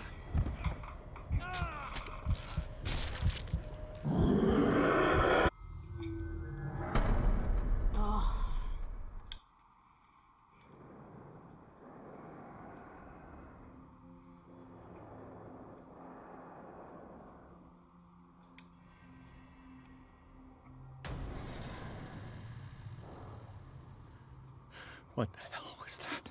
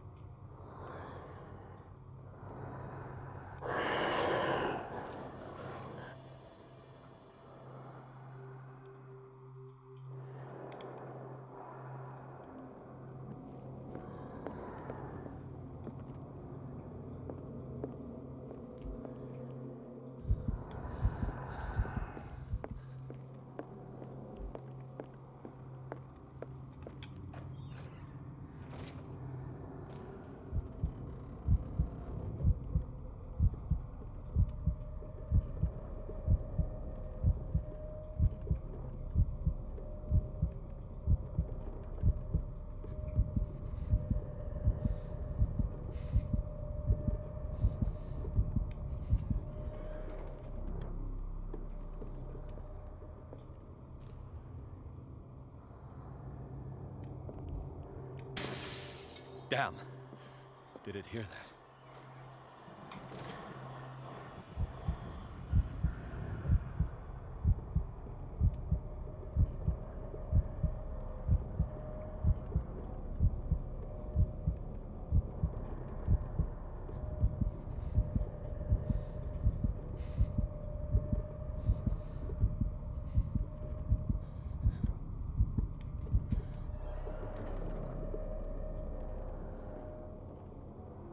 Maybe I can use this dagger.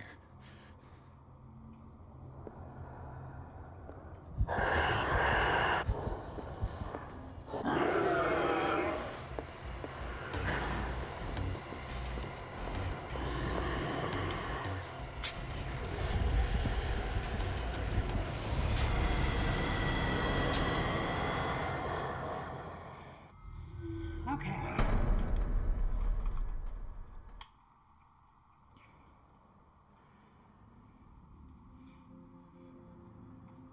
Process of elimination, literally.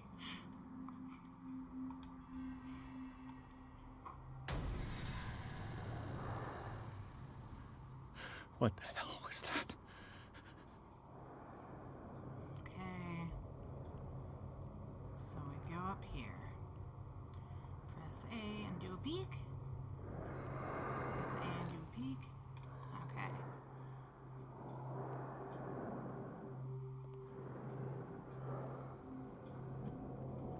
A peeky. A peeky.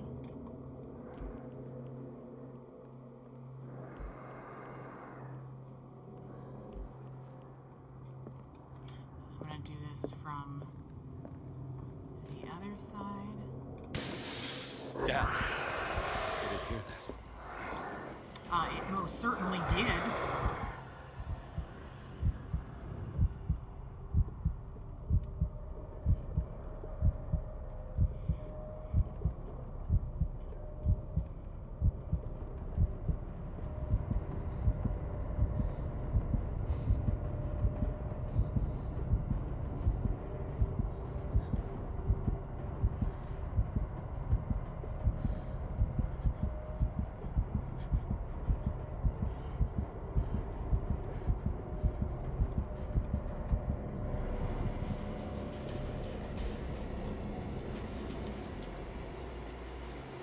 Maybe I can use this dagger.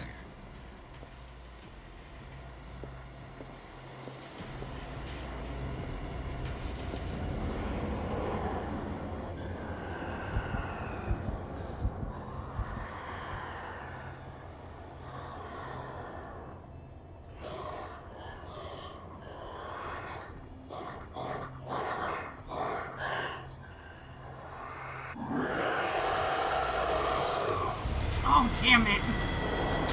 I didn't realize he was right behind me.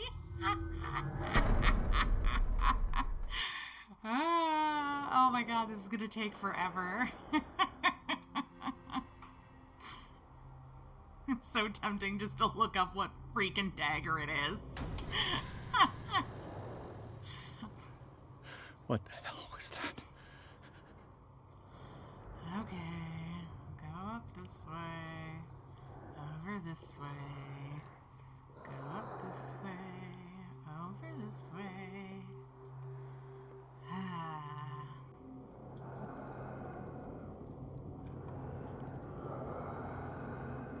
Over this way.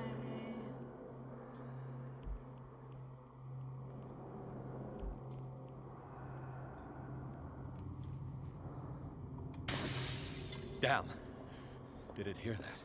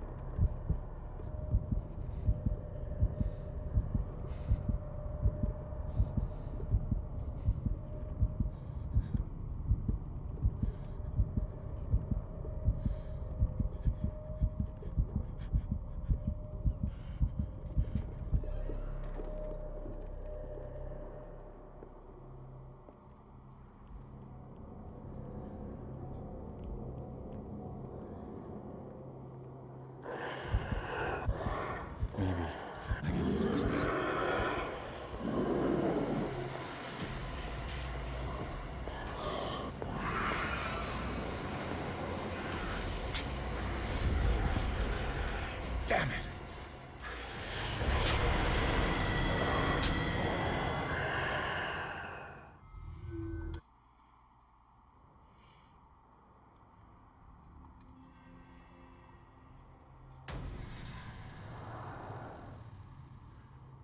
What the hell was that?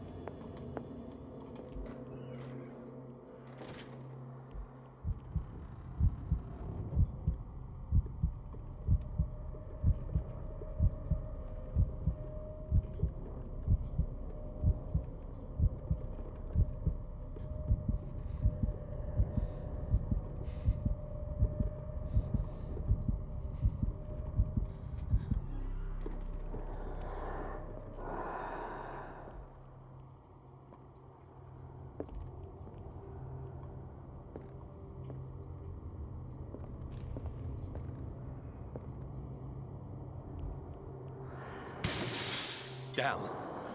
Did it hear that?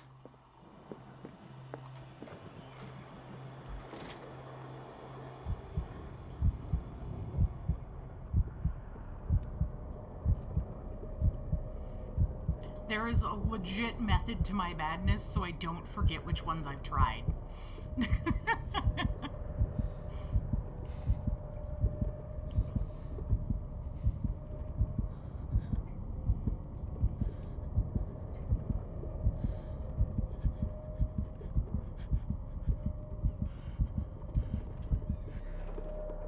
Boop to the snoot. There is no time for boops. I am fighting an eldritch horror. Maybe I can use this dagger.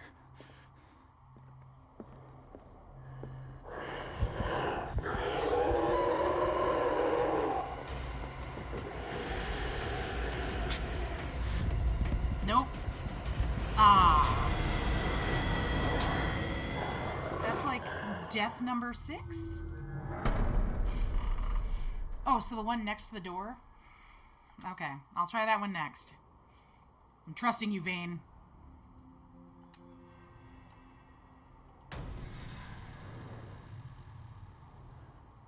What the hell was that?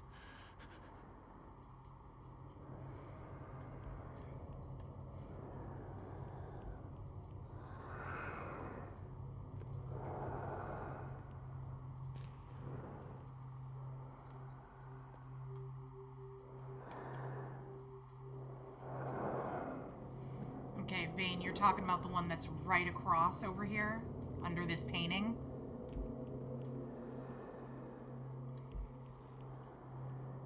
Okay. Down. Did it hear that?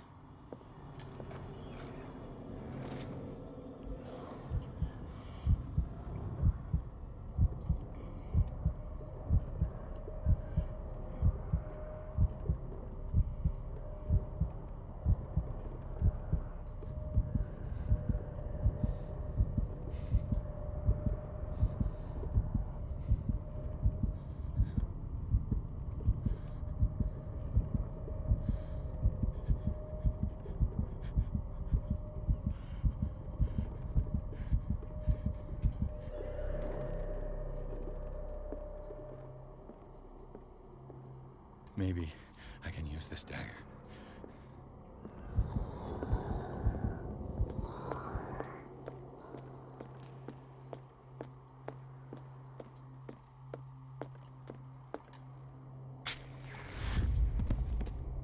Damn it!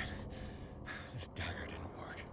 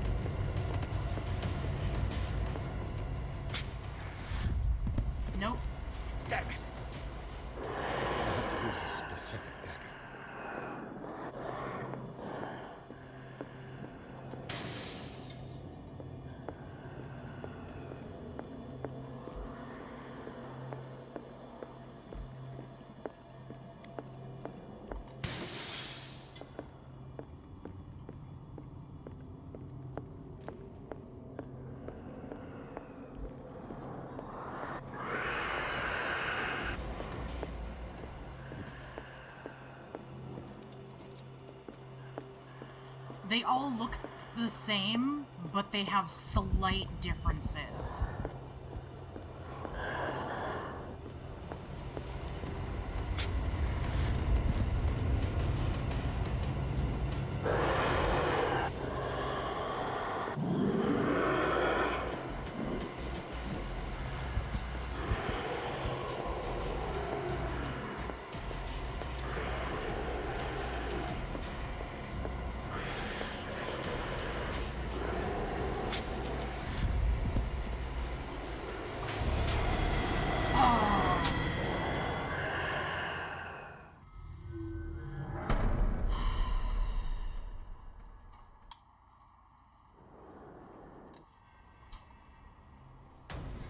You're right!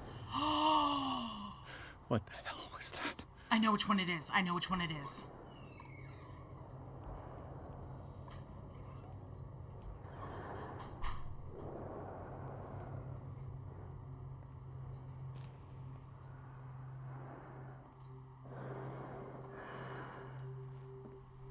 Is this? Nope. I already did those 3. Nope. It's on the other side.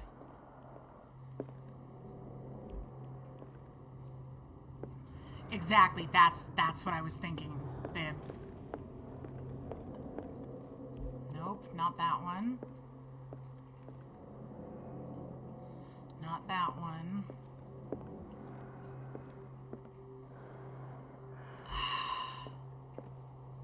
Not that one. There it is. Damn. Did it hear that?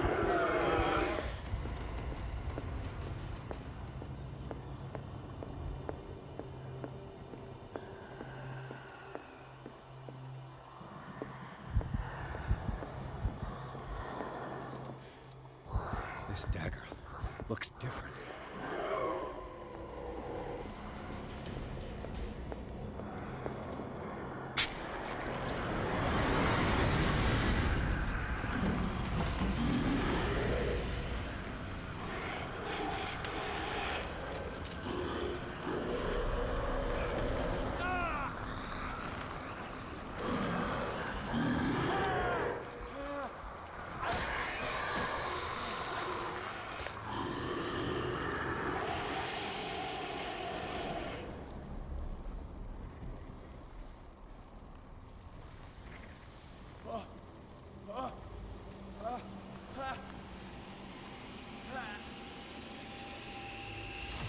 What's the matter with you?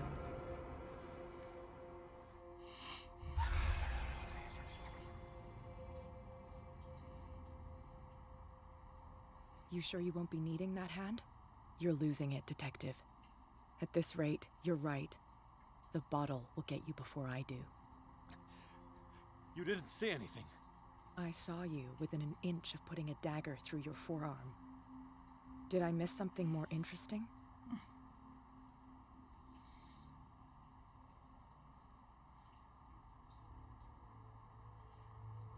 Thank you, Ultimate Scrub Lords.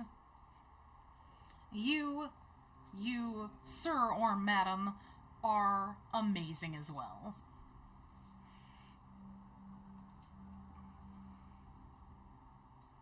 I don't have it up high enough. I was attacked by a creature. I pushed it back, I think. I think so too. You knew. You knew about the beast. What are you talking about? Think yourself lucky that I saved your hand, even if it was to save my goods. You mean me? Don't flatter yourself, sweetheart. I'm talking about the contents of this gallery. And by the way, where do you think you're going with that dagger? It saved my life. It's an extraordinary dagger. You should talk to Algernon Drake. He's an antique dealer here on Darkwater. He'll tell you all about it. From what I saw in the ledgers, it was him who sold it to Sanders.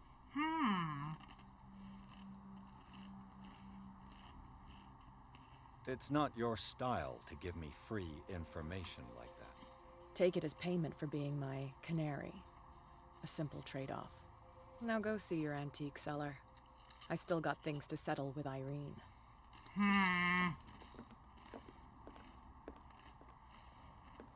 Okay, but after I talk to him, will you step on me, Mommy?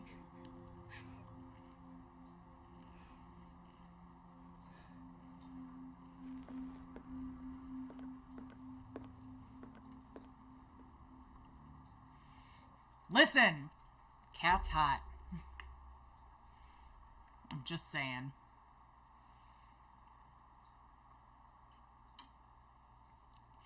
Ooh, my favorite place in the whole world, the Nameless Bookstore.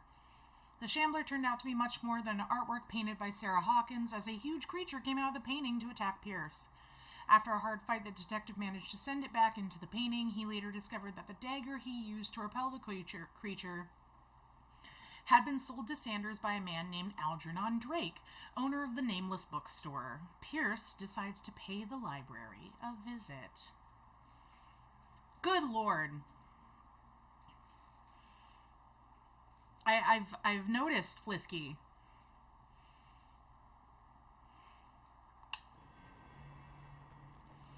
Also, I want this dude's duster.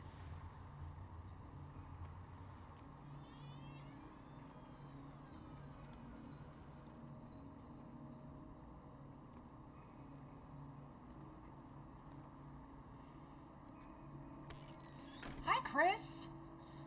You're playing Call of Cthulhu, which is very nice because I have to prepare a presentation at my Where's the university bookseller? seminar about Lovecraft, so maybe there are some inspirations here.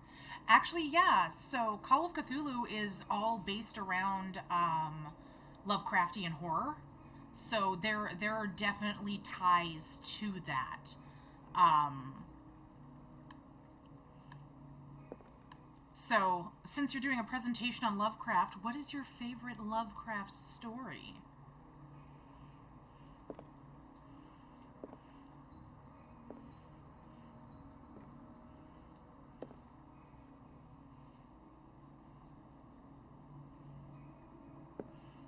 Another volume of the Reverend's wife's diary.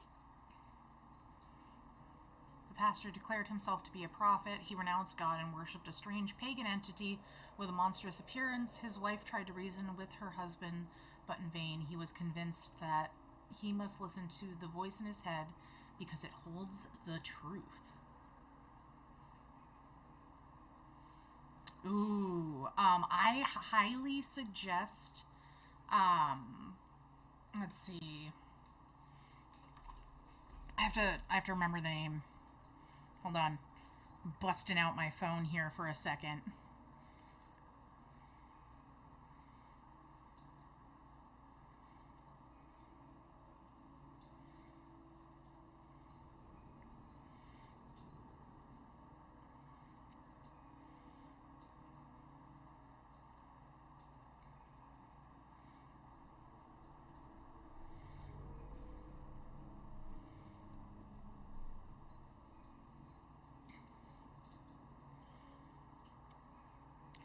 So, let me literally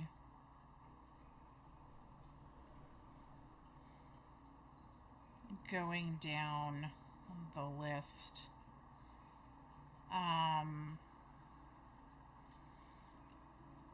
I really liked, where is it?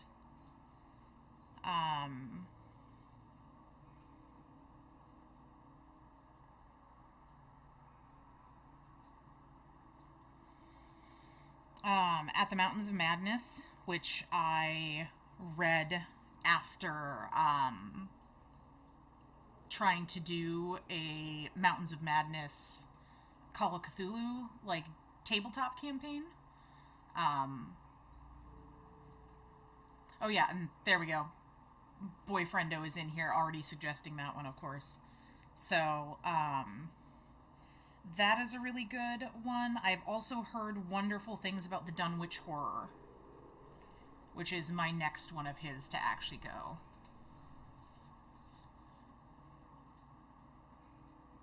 Ah, the reception of ancient Greek made by Lovecraft. Interesting.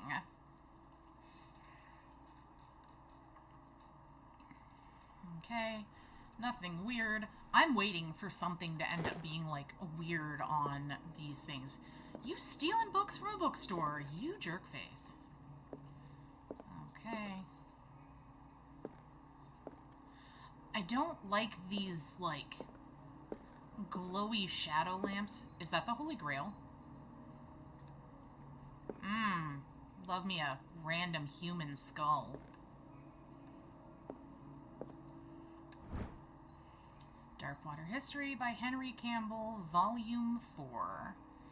In the 19th century, as the American whaling industry reached its peak in the rest of the world, whales gradually disappeared from the waters surrounding Darkwater. This phenomenon appears even more mysterious because, up till then, the region was a favored refuge for cetaceans. In 1847, after months of pursuit, Scylla returns to port with a gigantic creature on board. Its crew asserts that the sea monster had eaten all the disappeared whales. After a night of ferocious combat, the survivors managed to drag the beast onto the whaling ship. Which fits with the tale that we heard in the pub on the newsletter that was framed on the wall. Okay, those are some interesting drawings.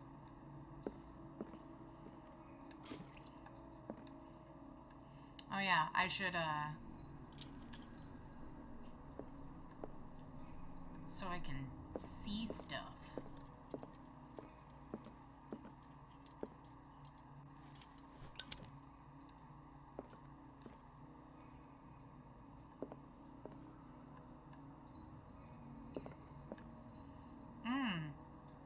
I find this humorous.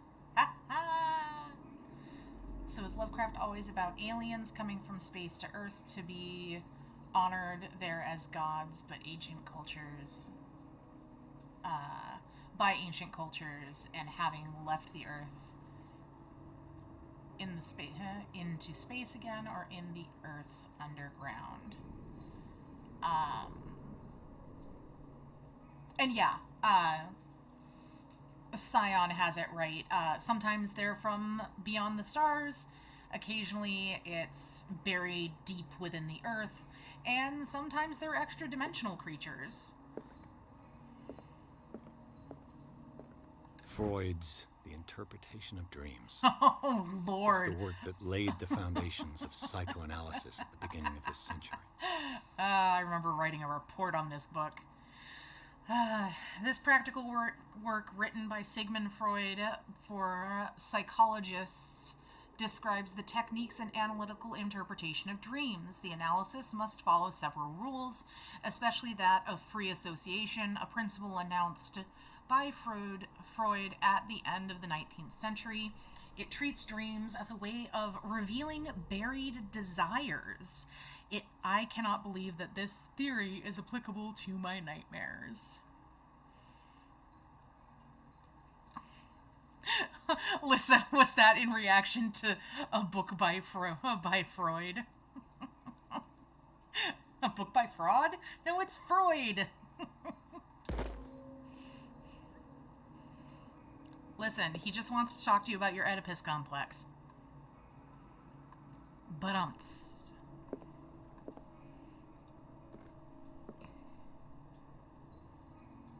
Oh, me writing a paper on it? Yeah.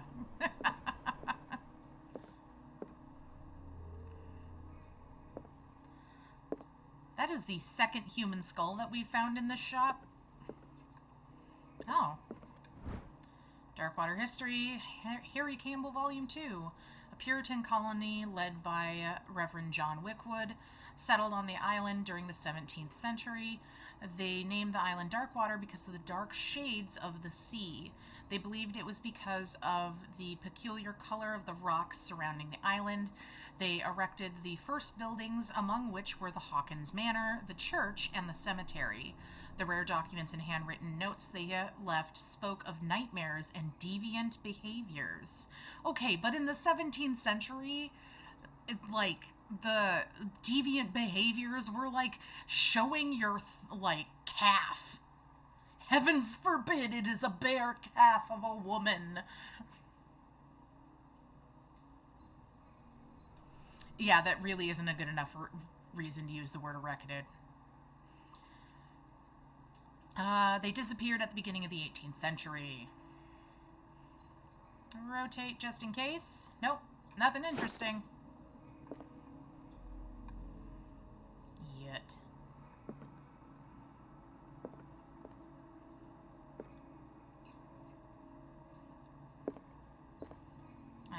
Oh. That is a very large bug.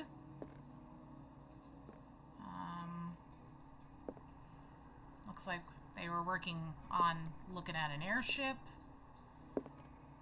We'll go up into there after I've looked at the rest of the shop.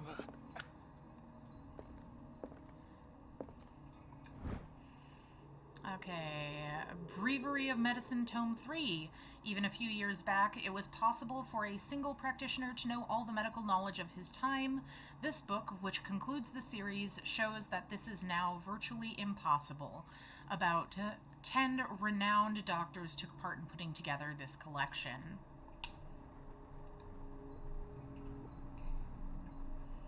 Nope.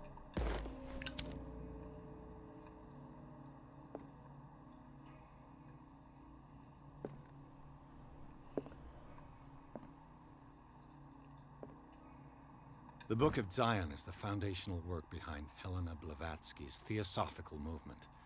Its followers place truth on the same footing as a religion. These Tibetan writings are the origin of the esoteric movement founded by Helena Blavatsky at the end of the 19th century. The creator of Theosophy would have drawn extensively on the texts of this work, but no one has ever been able to consult them. I thought they didn't exist. This book, discovered in the Nameless Bookstore on Darkwater, could be as much a fake as irrefutable proof of Blavatsky's sincerity. Okay, also can we talk about that her initials are H.P. Blavatsky in a Lovecraft game?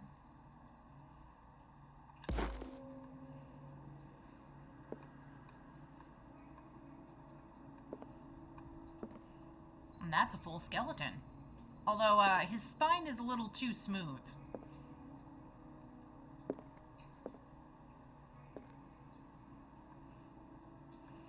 I also appreciate that Blavatsky was in the mythology section. Handbook on Anatomy and Dissection, Book 2. As precise and illustrated with as much detail as the first volume, this book focuses on healing surgeries specific to malformations and motor disorders.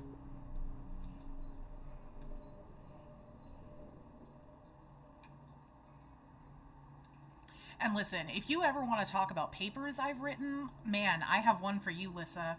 If you've ever read The Yellow Wallpaper, I have a fascinating paper that I wrote on that. Same thing with the book, the poem, The Goblin Market. At least I thought it was fascinating. Other people are probably like, ew, English. Would you read the book?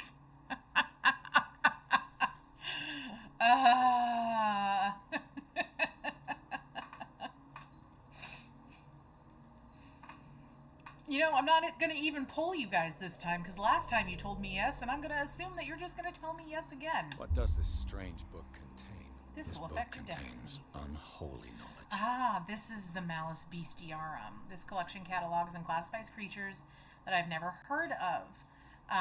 Divinities from the stars, creatures capable of traveling from one dimension to another. It presents itself as a reference work on the bestiary of the myth, without giving details on the mythology to which it refers. Its pages are covered in phantasmagorical illustrations. Oh, look! There's our buddy that we just fought. This bitch.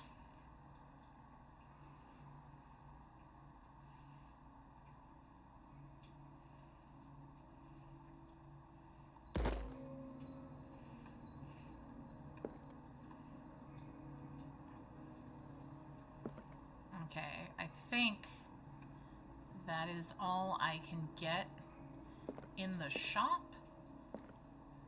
Biology, mythology. I want to just look at these. More mythology. Theology. Okay. Okay. Time to go in the back of the What shop. happened here?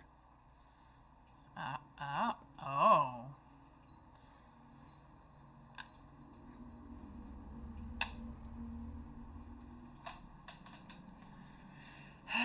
Okay.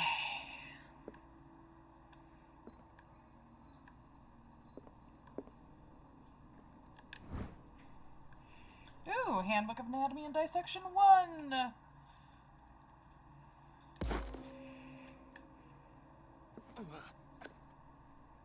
What a strange amulet. I have a feeling I'd better not touch it.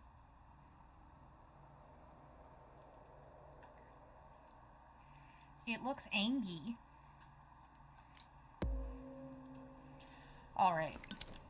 Before we continue this... Ooh, I have more character points to do. I'm going to be right back. I need to run to the restroom. And then I will be back so we can continue playing for about another hour and a half.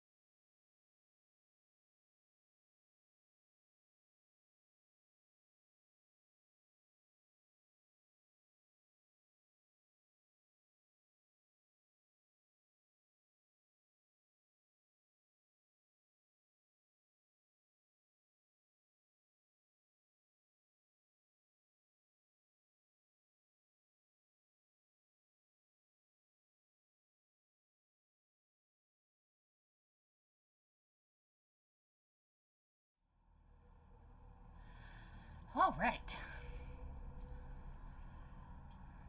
As my heart rate goes out of control because I did some bouncing around while I was off of here.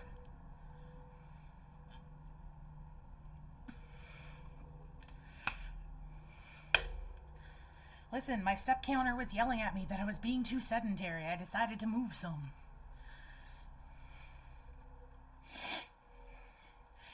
Thank you, Vane. All right. Nope. Wanted to go to Pierce. We want this last one to max that. And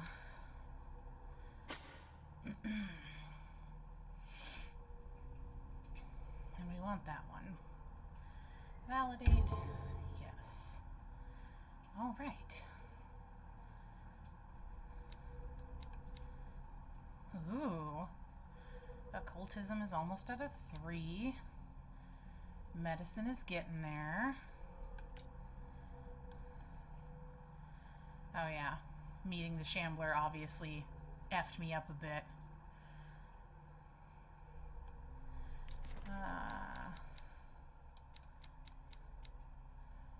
Let's see.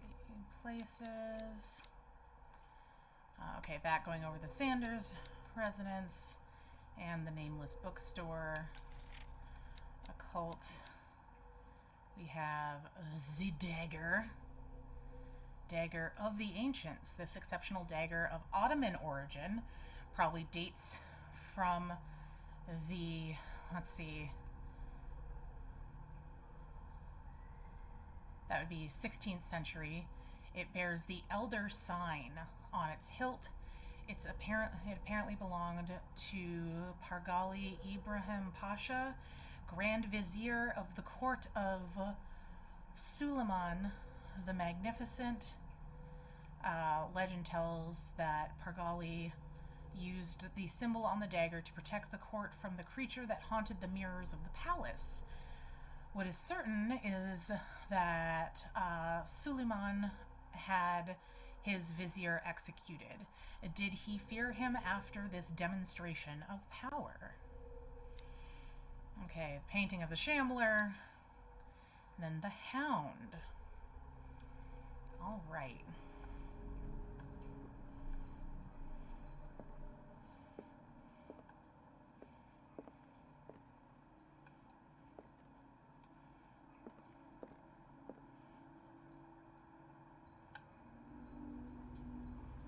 Didn't I already enter a reconstruction scene? Let's start over. Where did they break in from? I mean, that's obvious. Blood. Seems like amateur work. Okay. They broke in there.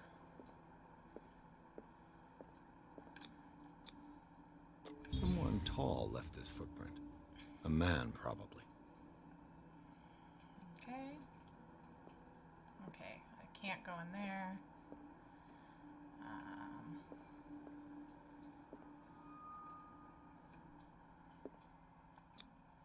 This burglar seems to be rather clumsy. Okay, nothing back there.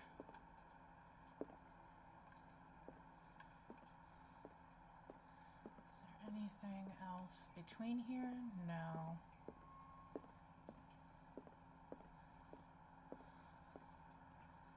And then... What sort of thief leaves his tools at the crime scene? What killed all these animals? What happened that made the burglar flee before finishing his work?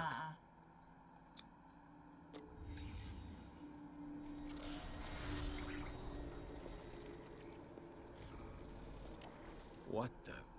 Charles Hawkins? What's happening to Hawkins? What sort of power did Sarah Hawkins' painting possess?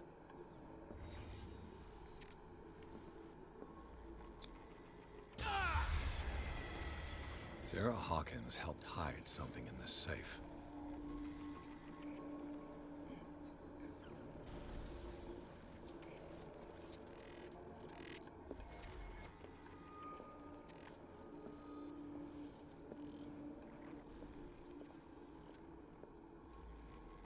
Okay, so she helped hide something.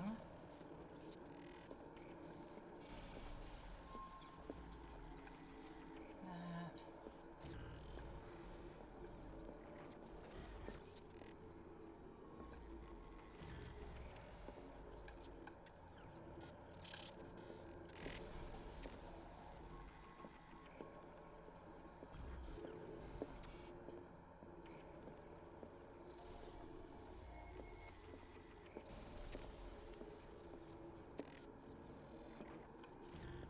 Ah.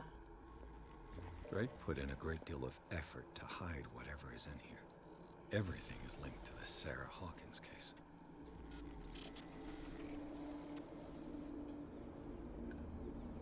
Interesting. Wow.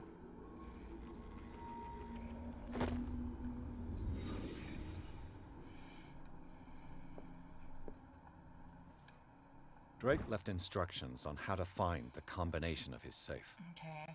Page seems to be here. It is possible to read. As someone finds these memoirs, there will be no doubt that I am in serious trouble. My last and only hope is that my body and bones are still in this plane of reality in order that they be recovered and burned.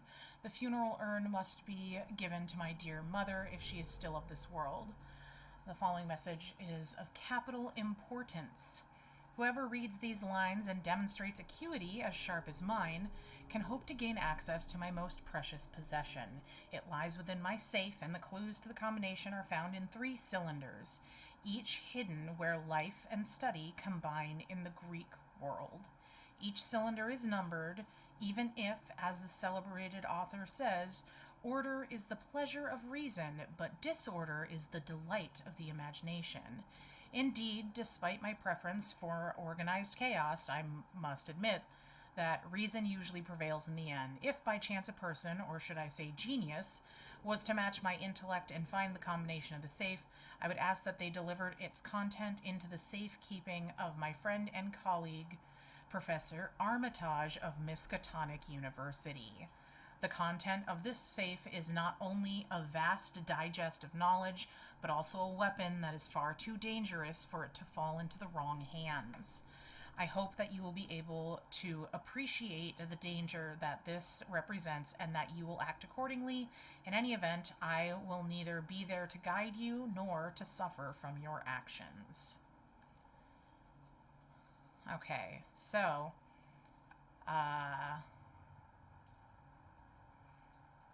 clues to the combination are to be found in 3 cylinders, each hidden where life and study combine in the Greek world.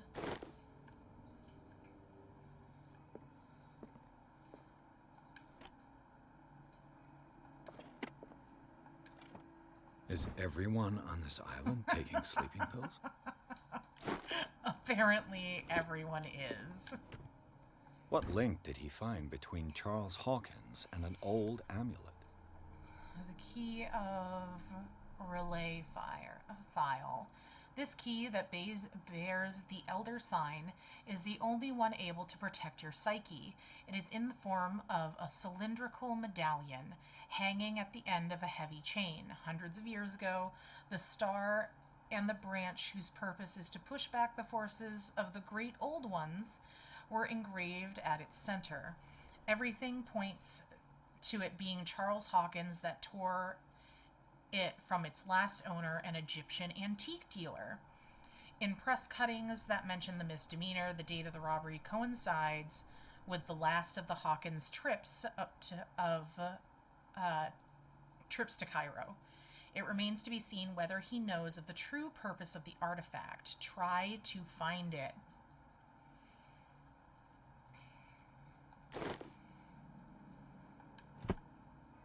Okay.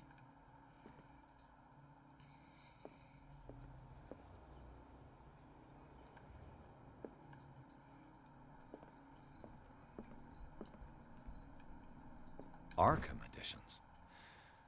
Never heard of him. Things That Should Not Be, a study of American folklore by Albert Wilmarth. A collection of essays on American folklore and urban legends written by Albert Wilmarth, professor at Miskatonic University. This volume is part of the Arkham Anthology, a luxurious collection of treatises and works on esotericism and the supernatural. Okay. How many volumes are there in this collection? Arkham Anthology Volume 1, Linda, an ancient Frisian manuscript translated by William R. Sandbach. The text claims that in the distant past, Europe and other continents were controlled by the mothers of this people, and moreover, that our alphabet is derived from the Frisian language.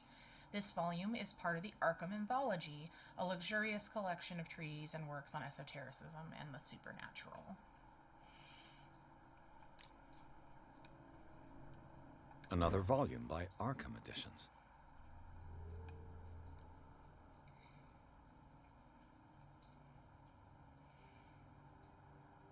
This collection of texts on different beliefs was written by a legendary philosopher. It includes a translation of the Emerald Tablet, a popular text among 16th century alchemists. Okay. Arkham Editions. Never heard of him. Azathoth and Other Horrors. Also known as the Nightmare Lyrics, this collection of poems was sensationally received when first published in 1908. Derby was only 18 years old. How many volumes are there in this collection? The Key of Solomon.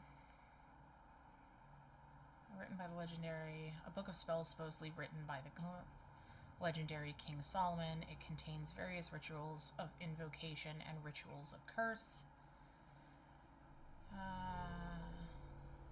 Reedition by Claudia D. Waits, based on L.W. D. Lawrence's original. Okay. Another volume by Arkham Editions. Written by Nostradamus, translated by E. Loney and Theophilus Widebridge. Okay.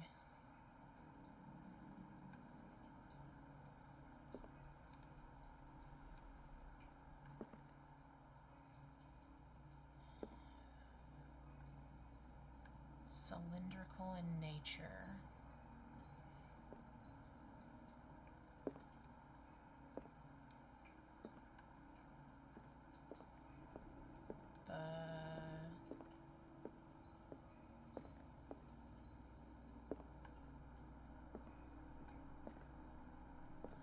It's gotta be those. Ooh. Things are not looking good.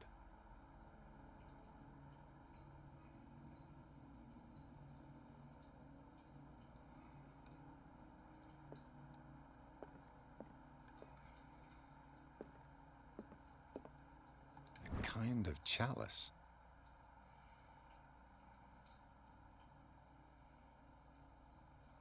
Okay.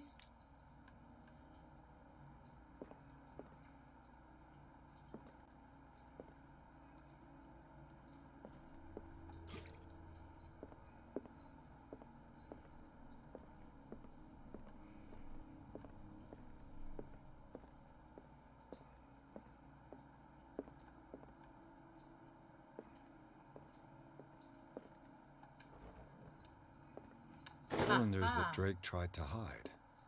I should perhaps listen to them. Yes. Where's that phonograph? Sup, bitches? And these red drops, like precious stones, lie fixed, set in divine gold. To be the guardian of the Grail does not protect me from its attractions, Henry. And I do confess it. I am willing to pay to know its secrets. Okay, so this. The chalice How many red of stones? knowledge. 1, 2, 3, 4, 5. So there are 5. So that means I'm putting these in as I go. Okay.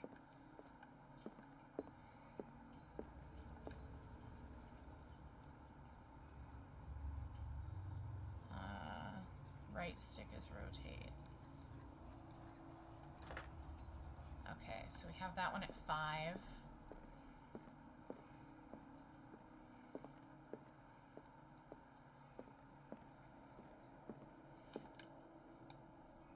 I finally understood that we were only pieces on the chessboard of the gods. Let those of us who are still standing protect our White Queen from their dark soldiers. I see our number dwindling, and my will strengthens as my apprehension grows. We shall refuse to be the playthings of destiny. Okay. So...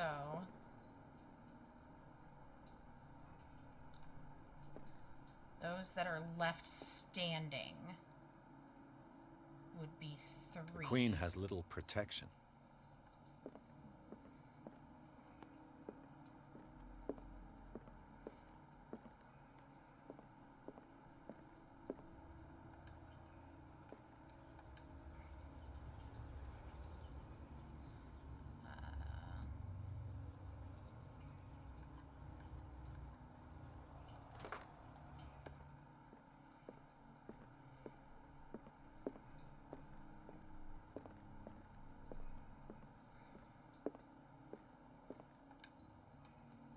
Dear friend, I thank you again for the anthology of the works of Arkham editions that you sent me. Volume 9, Azathoth and Other Horrors, seemed particularly relevant to my research. I never tire of browsing through them.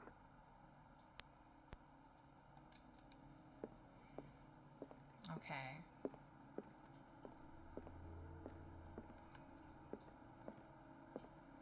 So I'm just gonna guess that the final one is 9.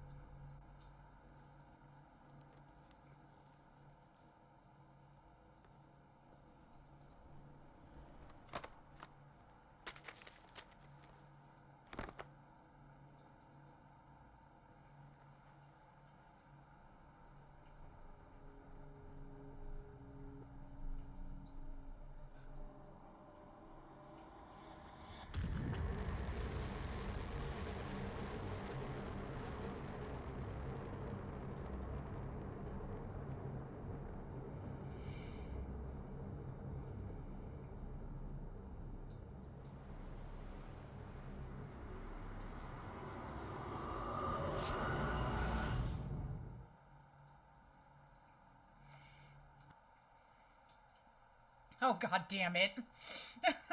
I don't want to be back at the Institute. No.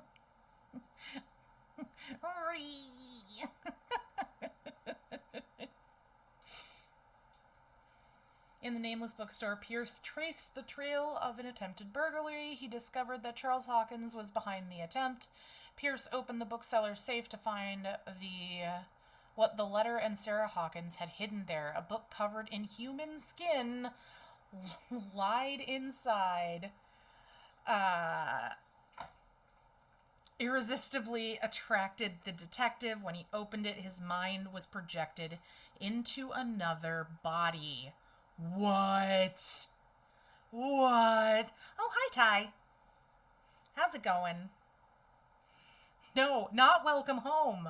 I don't belong in the asylum. Dr. Colden, this man's condition is deteriorating. What says Dr. Fuller? It's his patient, after all. He's busy with Captain Fitzroy. He specifically asked us not to bother him when that's the case. Oh, of course. I'll see what I can do. Mr. Blake, can you hear me? I'm Dr. Colden. We'll take care of you. There's nothing we can do. I tried talking to him. He's catatonic.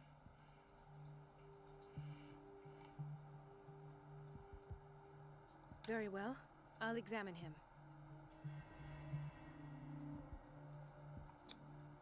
30-year-old subject. Severe hypothermia. Erythematous papules around the eyes and eardrums. Necrosed palpebral tissue. Lord, this smell. His skin shows abnormal loss of color and seems dried out. He's totally dehydrated. His fingertips and toes seem to feature a slight The trip through ring Nightmare under the Land skin. has been Tender moderately touch. terrifying today. Slightly sticky. A vein that's rude.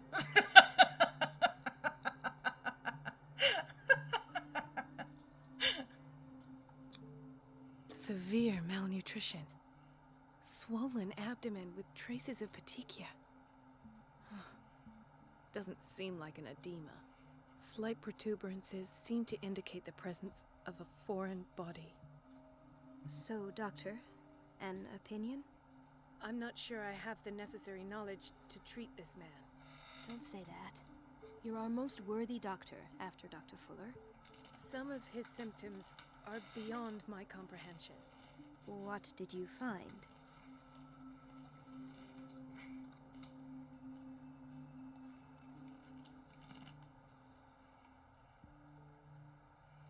Did you examine his abdomen?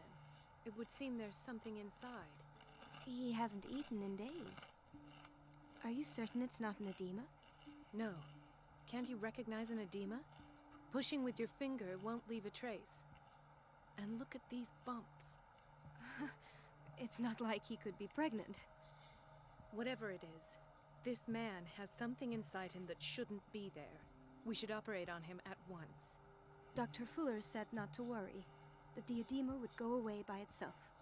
You know, I'm not sure Dr. Fuller is telling the truth. I'm gonna have to karaoke. In spite of the muscle contractions, his arms seem limp. Yes. They can't have decalcified, not at this rate. And yet, if there is a bone in this arm, it's softer than that of a newborn baby. What about his cranium? It's soft at the touch. It does seem like the skull of a baby. Look at these sticky rings growing at his fingertips. What can be happening? I'm sure you'll find an explanation. You have to. I see signs of hypodermoclysis, but he's still dehydrated. When was his last IV? He's constantly under perfusion. I've even gone beyond the recommended dose to no avail. And you won't believe me, but when we bathed him earlier... He seemed to feel better? Yes.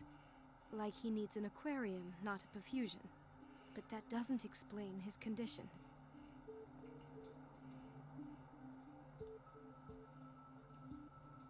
I almost don't believe it myself, but these symptoms are not those usually associated with the human species. What do you mean?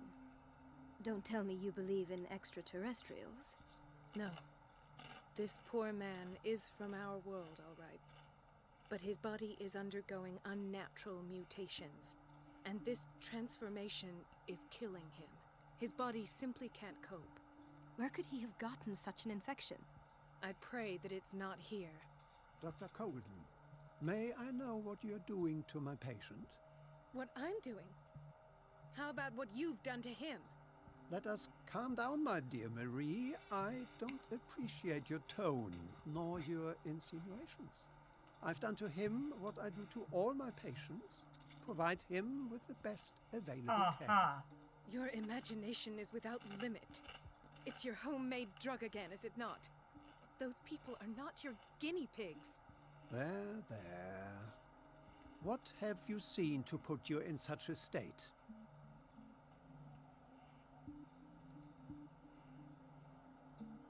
His limbs?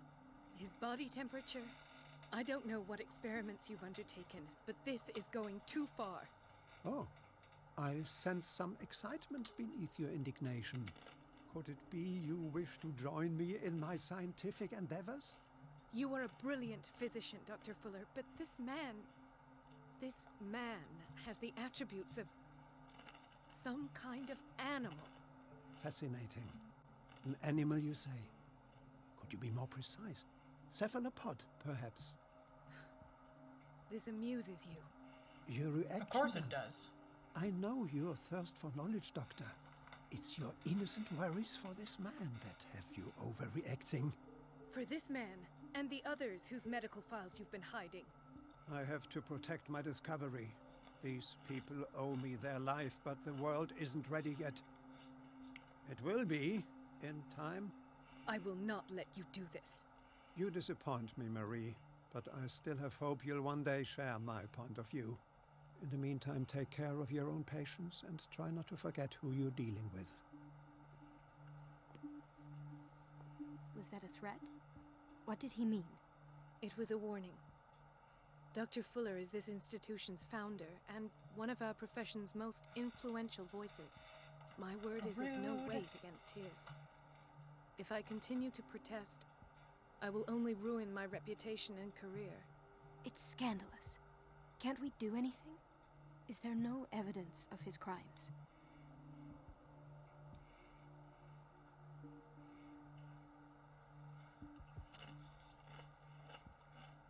Oh, that evidence exists. I'm sure of it. I need to find the missing medical files. And where would you find those? In his office? What if you get caught? I'd rather not think about that. I'm counting on your discretion. Of course, Doctor. You can count on me. I'll keep Mum.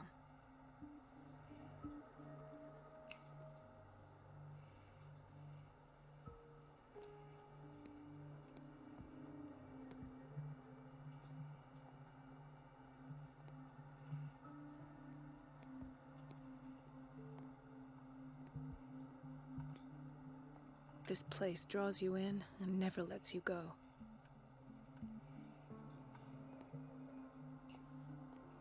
Chronic insomnia, like half the island.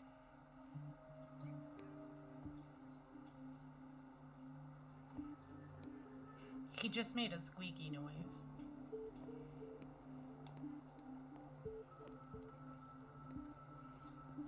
Hay fever? What's he doing here?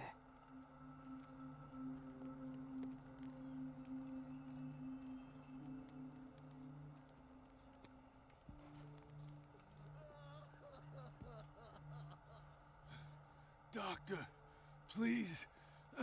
My chest. Oh. His perfusion of a semi-physiological solution doesn't seem to work. He's undergoing a ventricular fibrillation. Nurse? Deborah, come and help me, please. His potassium level is too high.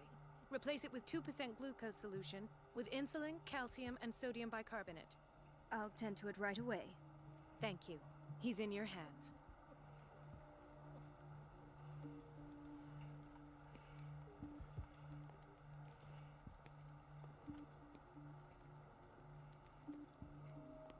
Ah, the whaling station. What's wrong with me? What are you talking about? Doctor, that you? Yes, it's Dr. Colden. Tell me what happened.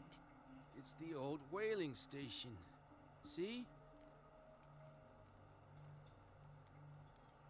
What did you see there? Nothing at all. The floor was all rotten and I fell straight through. And that's how you broke your back? Perhaps. No idea. Passed out.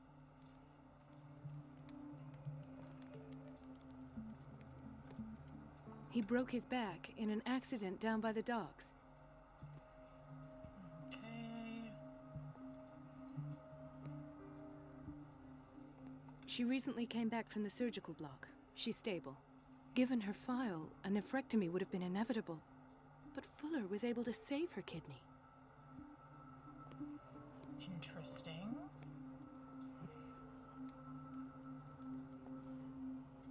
Why did nobody tell me about her admission? This file describes the state in which Irene Sanders entered the Riverside Institute, as well as the treatments administered to her. Fuller added a handwritten note. He recommends to take her down to the psychiatric wing in order to provide her with the quiet and rest that she needs. Ah! Quiet and rest. Uh-oh.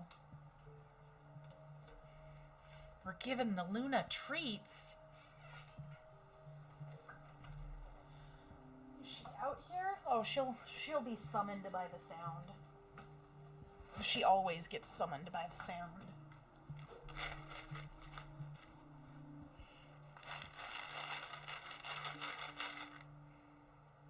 I want to see how lightly I have to shake this container.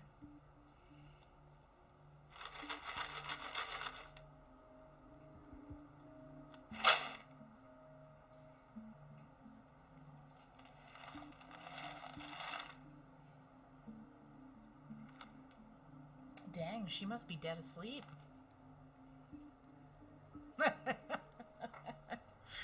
Oh, yeah. That's Adam's like, she's dead asleep right now. I will put a treat out, Ty, to give her once she wakes up. Because she'll eventually wander out here.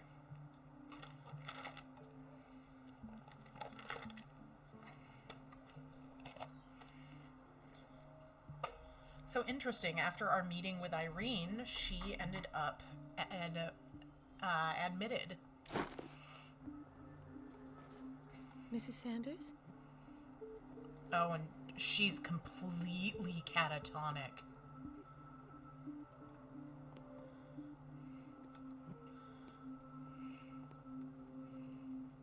Okay.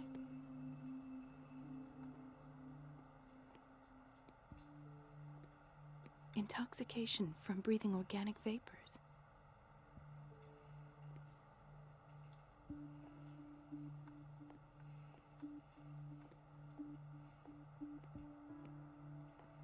Another insomniac. I should find the cause for such a widespread trouble. Okay. Looks like we have a whole 2 beds open.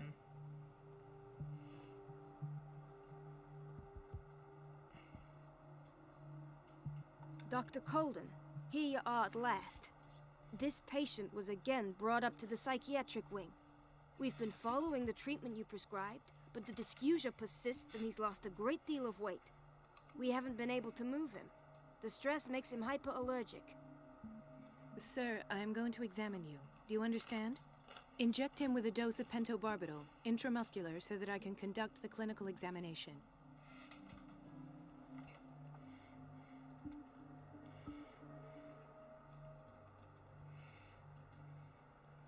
Well, you're gonna go get a shot?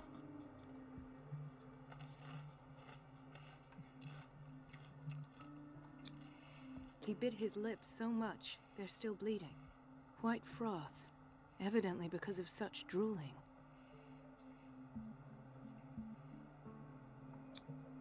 His binds left bloody wounds. So, Doctor, what should we do with this patient?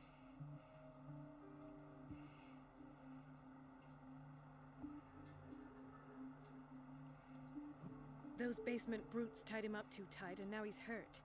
I keep trying to heal his wounds, but he reopens them. Do you have a diploma as a nurse? Excuse me? So take care of this man.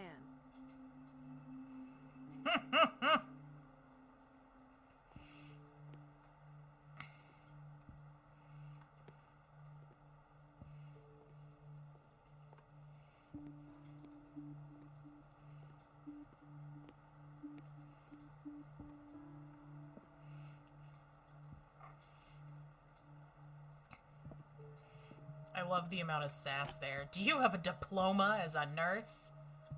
Hey, Void! What is the boiler room key doing here? The key to the boiler room. Not where I expected to find it.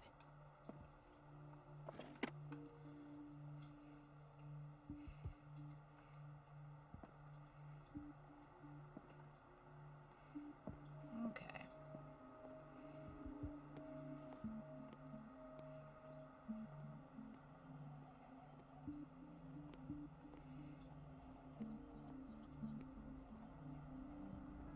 Gentlemen, may I help you? We're waiting on news regarding our mother, Maureen Harding. She came in with a kidney problem, but we haven't heard anything since. Hello there. Hello there. I've tended to her, and I have good news. Her blood analysis is reassuring. Her kidneys are as new. Are you talking about the same person? This is miraculous. She's still recovering, but you may speak to her upon her awakening. Oh, thank you so much, Doctor. We'll wait for her to wake up. We've been here since this morning, so it won't make a difference.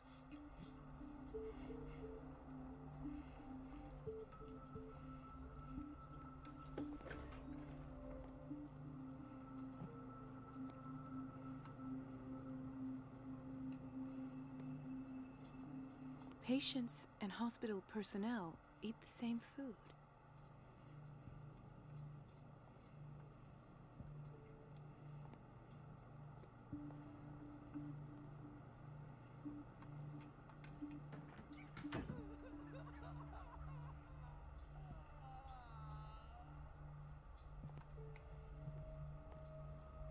Watch out for the water, Doctor. No, you're pulling my leg. I'm not joking. I saw the schedule. She's alone in the bathroom again. And she still says nothing to that old witch, Donovan. Oh, listen to the way you talk, you naughty girl. And the answer is no. You can imagine that she doesn't dare say a thing. That silly goose lets herself be trodden on. Oh well, at least we won't have to clean for a while. And just wait and see the next time the water's cut off. It's a real show. Ooh, Medicine and Secret Sciences. This very interesting book, aimed at a wide public, demonstrates how non-recognized sciences have influenced modern medicine. Magnetism, grandmother's secrets, Chinese acupuncture, hypnosis, herbal medicine, alchemy, and many others have contributed to a certain extent to the enrichment of medicine at the beginning of this century.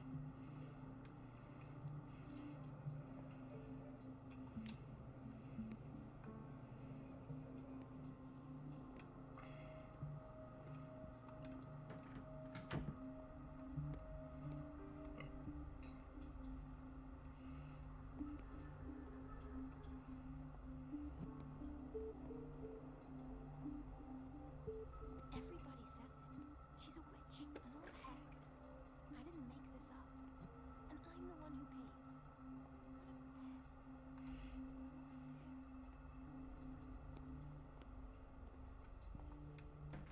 pest. Everybody says it. She's a witch, an old hag. I didn't make this up. And I'm the one who pays. Elizabeth? You all right? Why is this room in such a state? Because, as always, I'm cleaning it by myself. And the water was once again shut off this morning. I had to bother Mrs. Donovan again, giving her a new excuse to belittle me. Do you really need Mrs. Donovan to open a valve? Why not ask the janitor? I can't make these decisions without her approval. Imagine if there were a leak.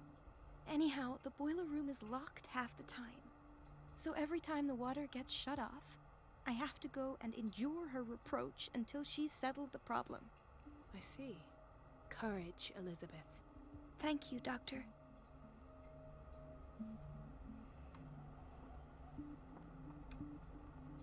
It's temperamental, if I understand correctly.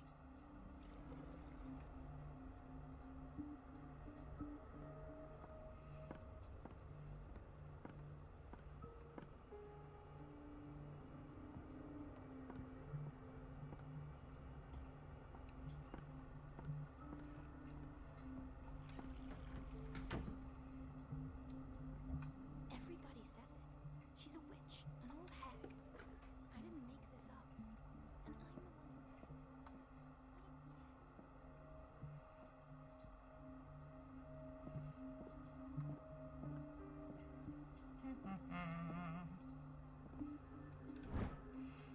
The reference book of medical sciences, like a dictionary, this work references in alphabetical order all the medical sciences known and practiced in the modern world. For each of the entries, the major works and the names of the reference authorities are listed.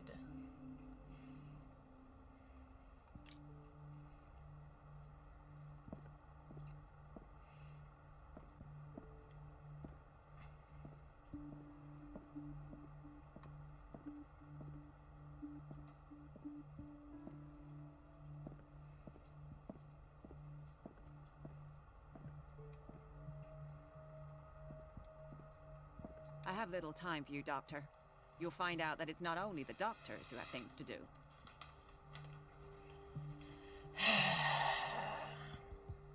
So this is the one causing problems for poor little Elizabeth. Rude. Wait a minute. Where do you think you're going? Where the hell I want. Dr. Colden. Mrs. Donovan. Nobody goes into Dr. Fuller's office. But rest assured, I'll tell him you came by. That won't be necessary. Thank you. I will tell him, nonetheless.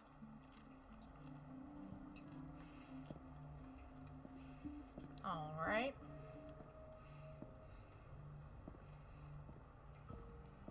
So, I need to find a way to get in there.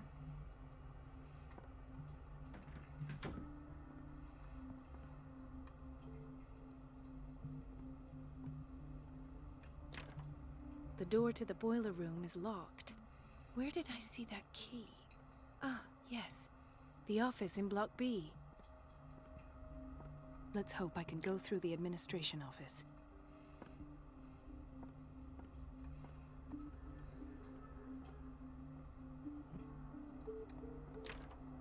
The operating room is never accessible after an operation.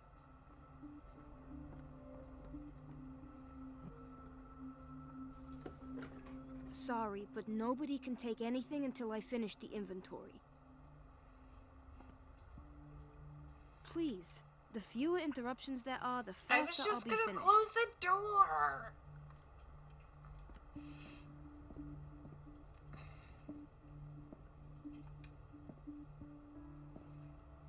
Ethan, Marie, what are you doing here? I'm waiting for my medication, of course. Why?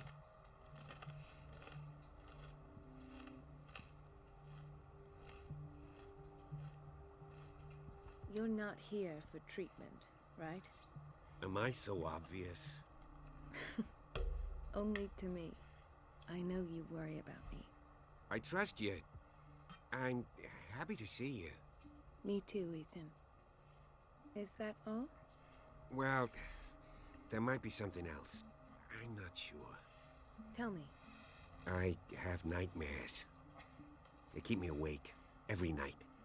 It seems stupid, I know, but they're terrible. Actually, you're not the only one. No. No one has ever seen the things I see. It's like I'm turning mad.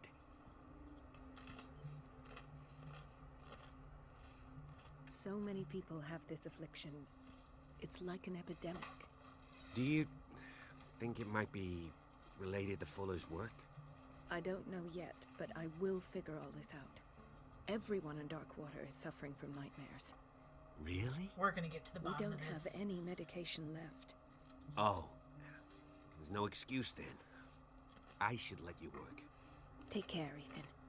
You too, Marie.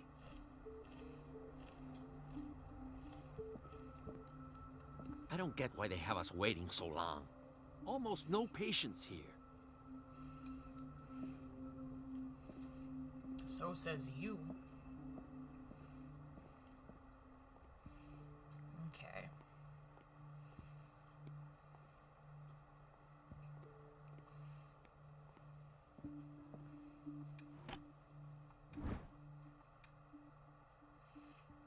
Yes, that is The key to the boiler room. a key to the All boiler I have to room. do is shut off the water and hope Donovan takes the bait. Hmm.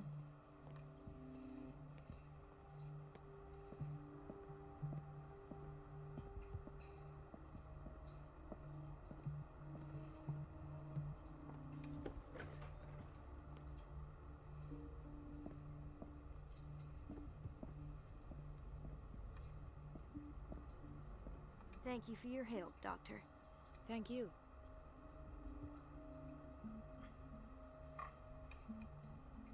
I'll be going. This man, Edward Pierce, his file is incomplete. What did Fuller do to him? Well, that's wonderful to know. My file is incomplete. Rude.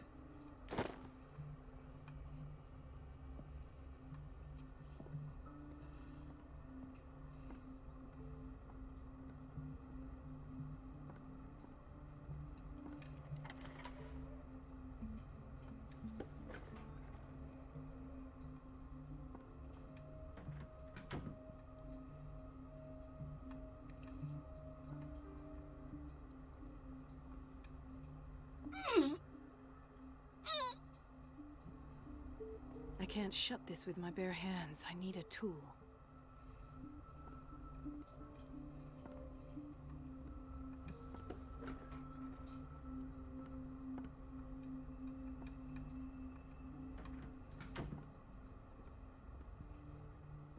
Okay.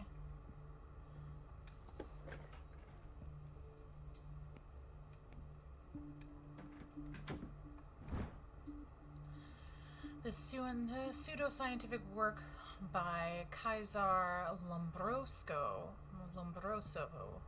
correlates an individual's morphology with his criminal predispositions. The seriousness of this study and the accuracy of the demonstrations can deceive an uninformed reader. All right.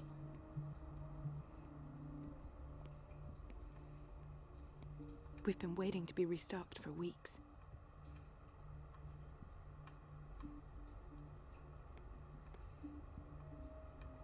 Listen, if it's just that you're waiting to restock on sleeping pills, talk to your man Edward. I've picked up at least 5 bottles. The doses prescribed by Fuller are far too high. A prescription for barbiturates signed by Dr. Fuller.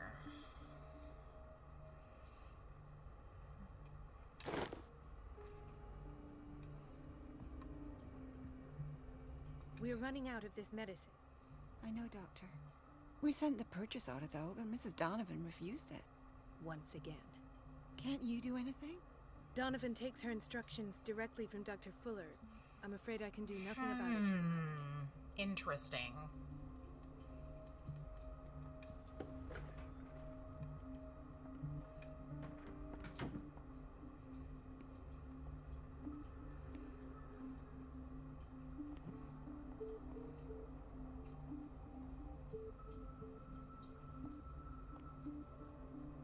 Dr. Colden?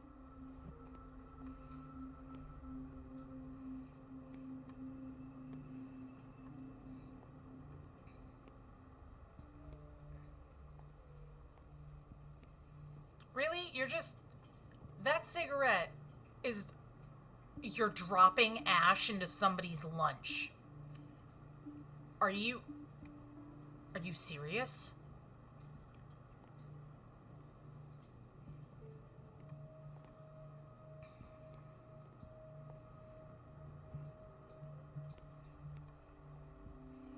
I need something I can use for leverage.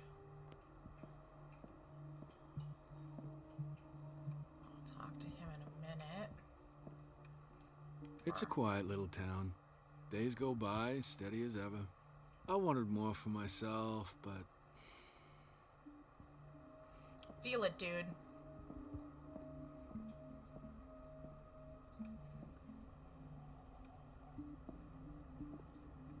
Dr. Colden.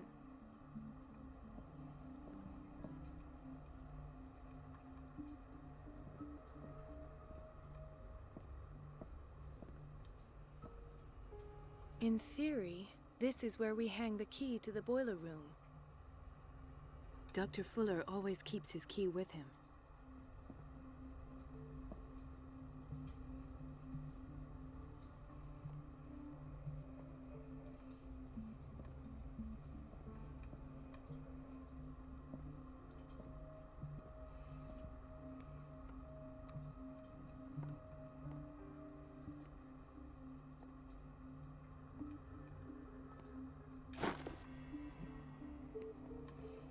Monkey wrench.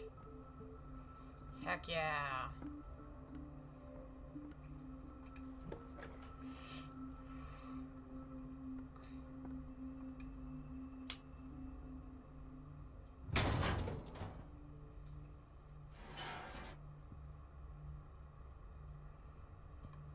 I feel guilty about Elizabeth, but I need the diversion.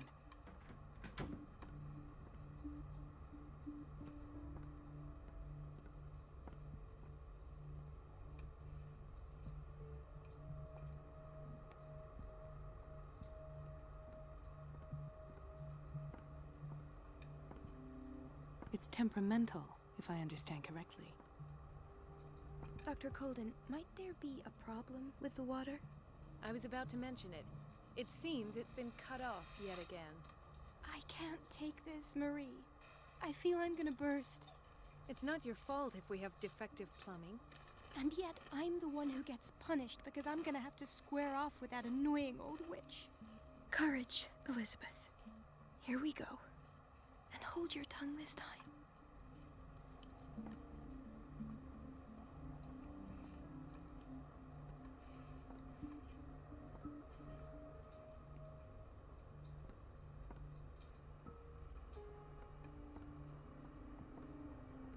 Oh, did I?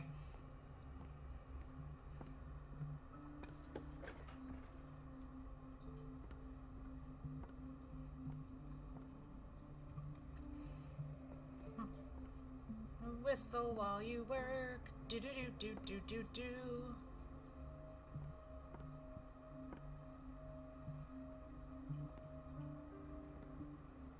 Mrs. Donovan?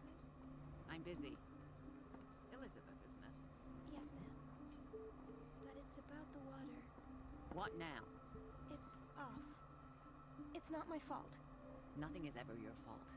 I told you to control the flow, even if I know it's not your strong point. I've apologized 1,000 times. I haven't counted that many, but then unlike you, I don't have time to keep track. Please, Mrs. Donovan.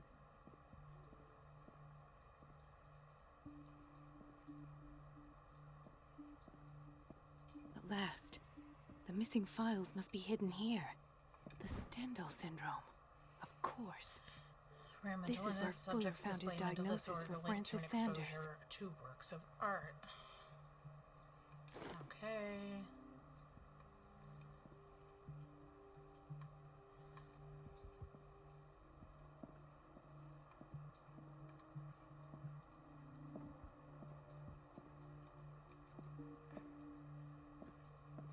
Something is wrong with these masts. It's some sort of puzzle.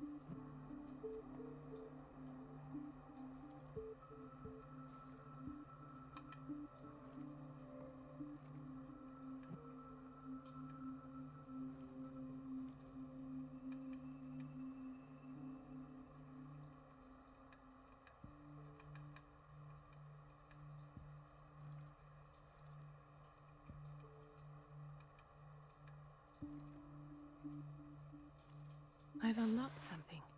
Patient. The cylinder was hidden inside Fuller's office. He recorded his thoughts about one of the many psychoanalysis sessions he submitted Sarah Hawkins to. Files. I was right.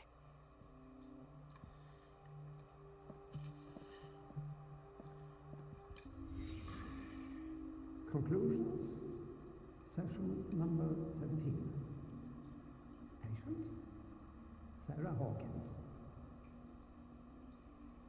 The patient appears to have finally accepted the illusory nature of what she calls the mythos. It goes without saying that these peculiar illusions are the price that comes with her exceptional gifts.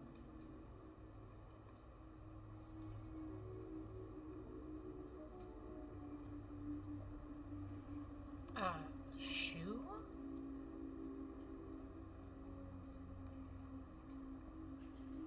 Why does Dr. Fuller write psychological reports about Sarah Hawkins? At first, I presumed that her blood was the key.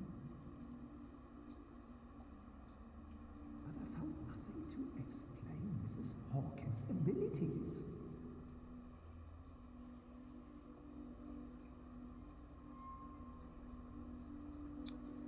The poor souls downstairs are not Fuller's only subjects. Then James came. Thanks, Vane. I love those types of puzzles.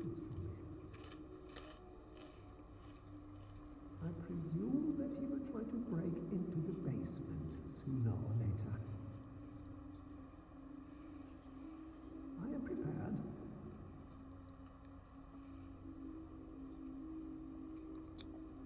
Hawkins, Fitzroy, and Fuller. What is the connection between these three? It is fortunate that I had the presence of mind to set the morgue in the basement.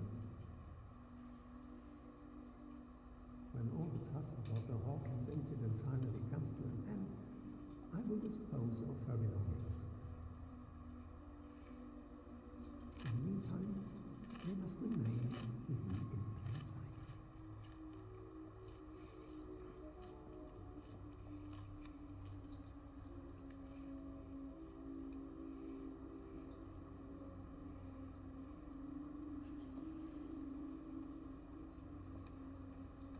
Of course.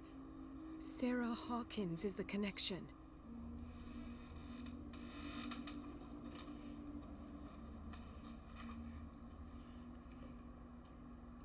So she didn't die that night.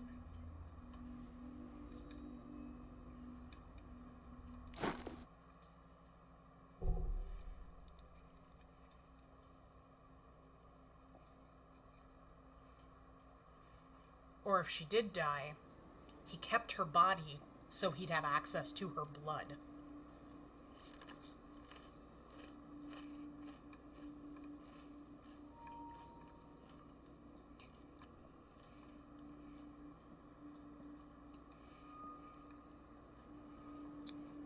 This finger belonged to a woman.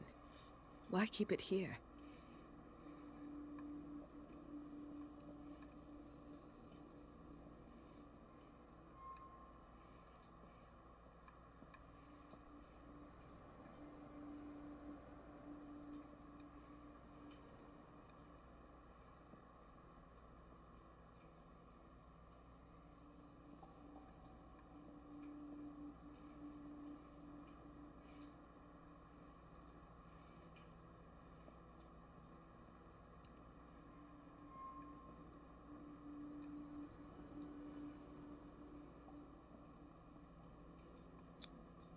Why is Ethan on medication?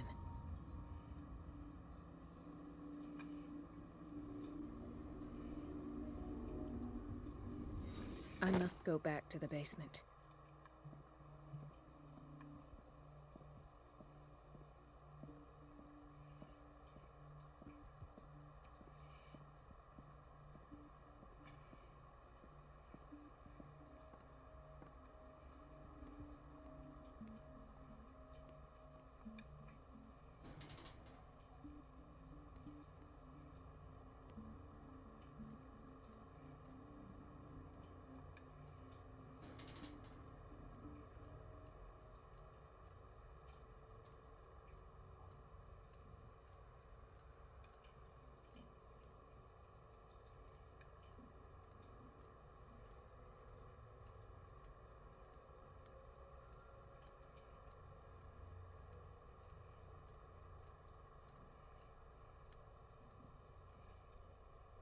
Well.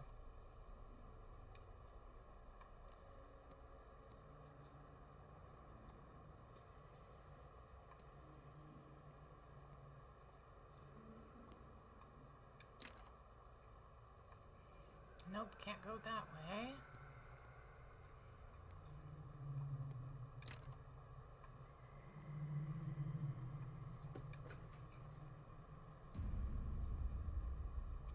Ah, now that's the Marie that I know. I knew I could count on your scientific curiosity. It's time to show you what you were so eager to discover.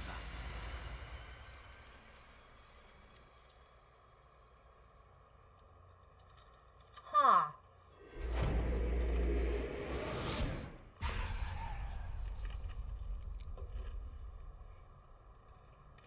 If you're gonna shoot me, at least have the decency to look me in the eyes. Turn around. Slowly. Talk, filthy thief! Or I swear I'll shoot!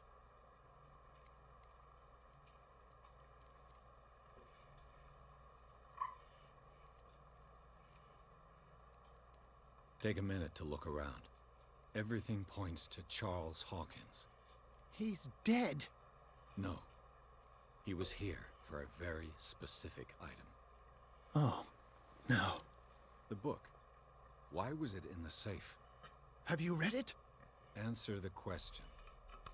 How foolish of you. Now you won't be able to escape his will. What did it show you? She went into Fuller's office. She was looking for Sarah Hawkins' corpse. Sarah Hawkins, you say? Let's go back to the start, shall we? Whose life did the Necronomicon choose to show you? I knew it was the Dr. Necronomicon! She was at the Riverside Institute. She's in danger. I have to go. Wait. No one knows the occult better than me. You might need my help. All right. All right. I might need you after all. Perfect. Let's meet later at the Hawkins mansion. Now go. Rescue the doctor. Thank you, Drake.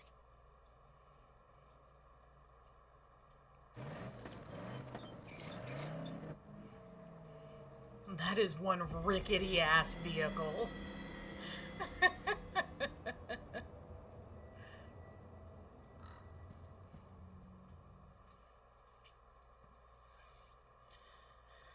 The book projected Pierce into the body of Dr. Colden. The detective watched helplessly as Bradley's friend carried out her inquiry. Confronted with the experiments of Fuller, she got into his office and discovered that the director of the Riverside Institute was hiding information on, if not the body of, Sarah Hawkins.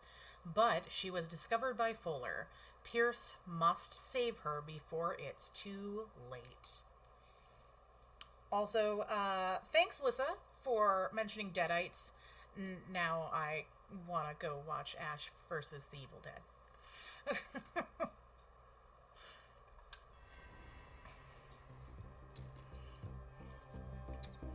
And I blame you. It's all your fault.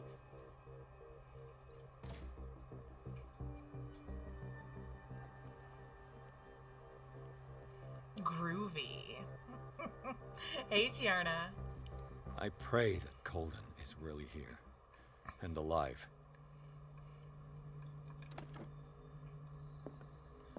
Okay.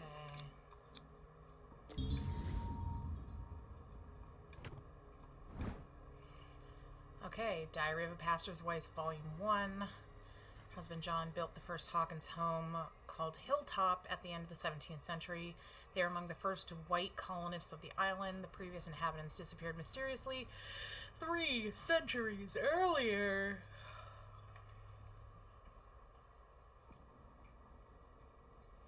I did not. Oh my god, that's amazing, Lissa. An old diary.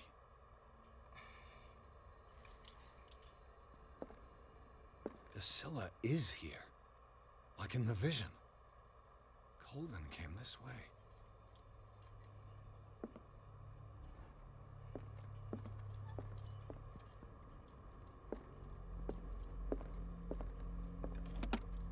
What the... Fuller, too.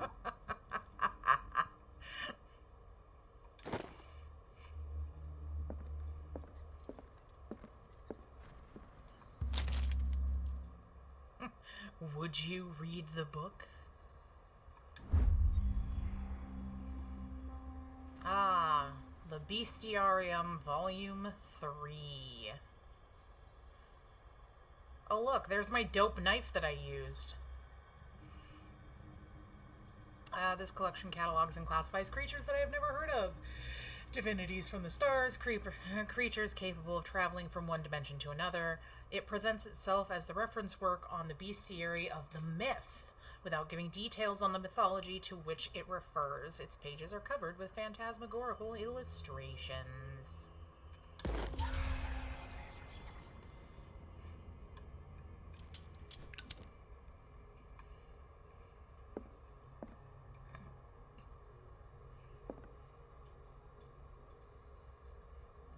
Yeah, I am.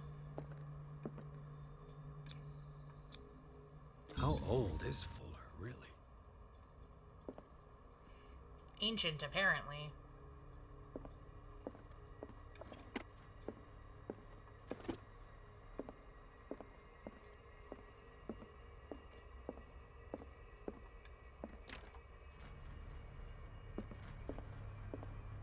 Right. Enough time wasted. Colden needs me. I must find her. Best thing. You know how he hates to be interrupted.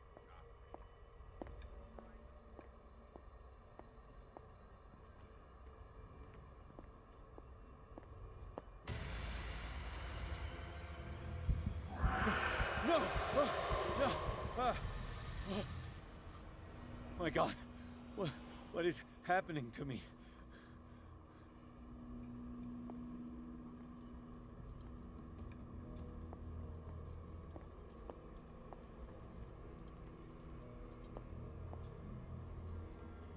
What was that?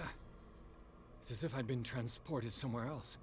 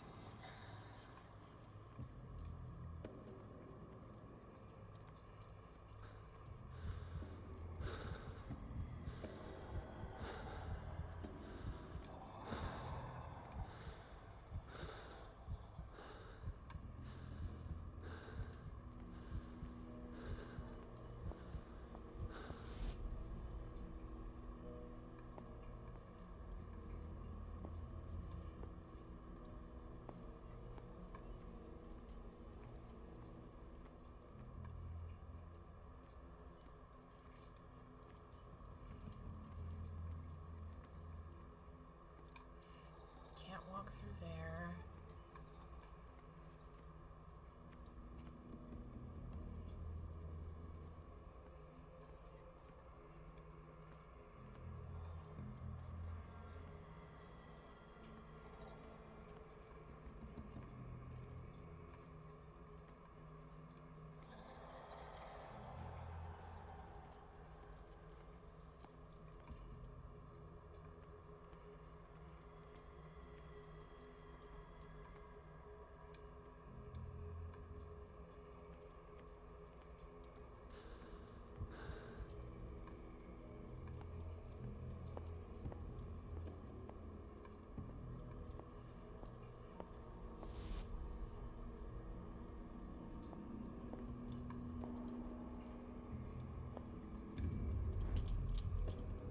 What happened?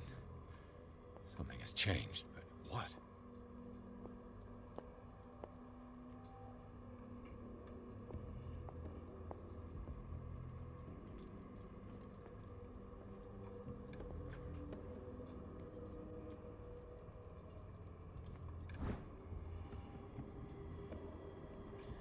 Okay, so there's that.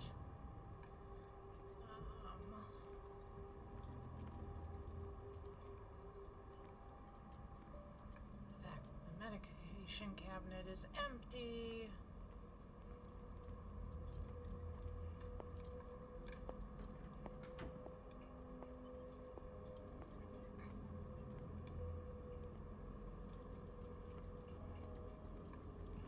How about in here? What has it changed in here?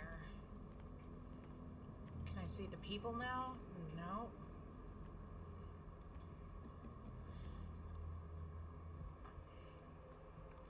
They do, but for whatever reason, I can't, like, I can't go through any of them.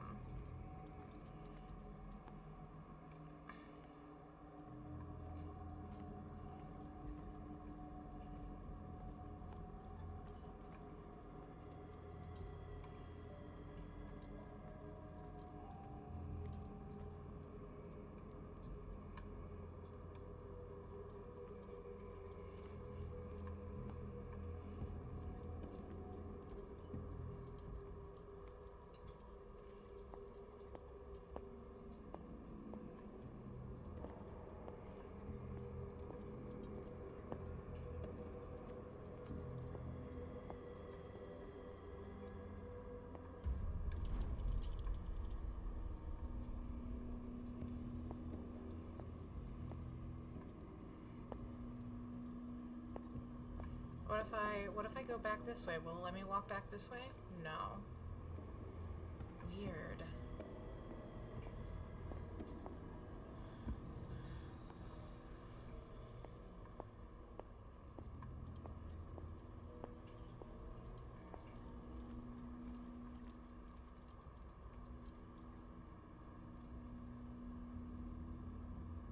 It specifically goes to there.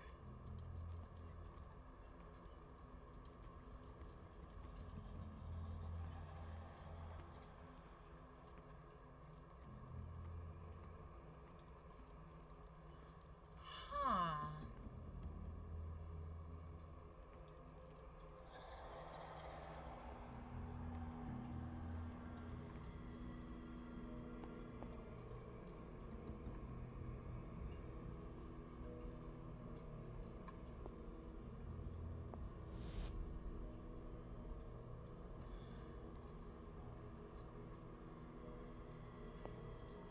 Yeah. Okay. So if I press this, I go in here. It was shining onto this shelf.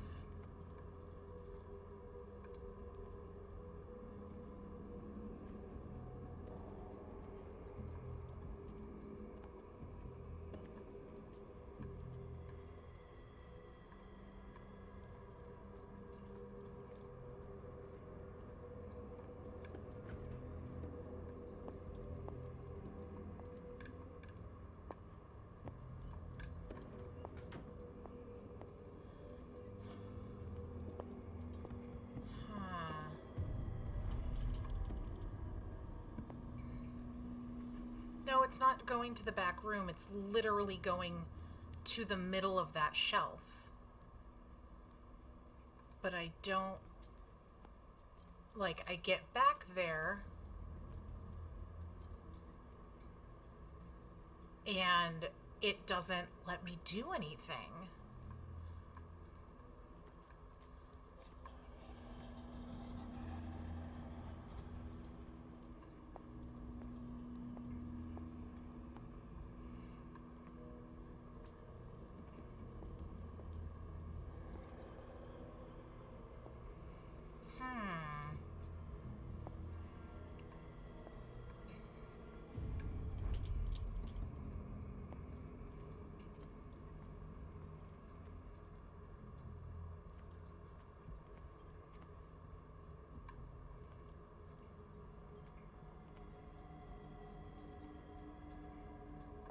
Interesting.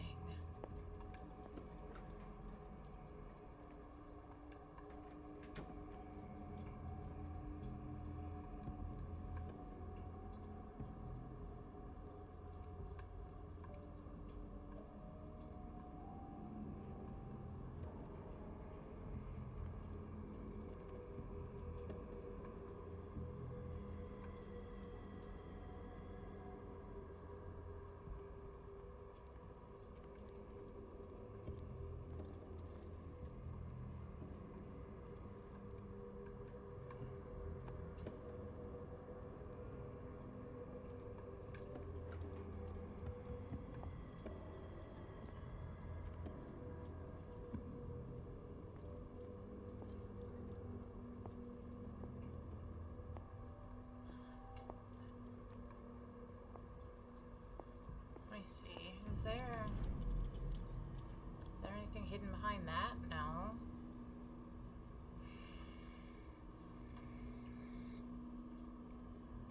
Alright, well, this is definitely a problem for future me to have to figure out. Let me swap us over.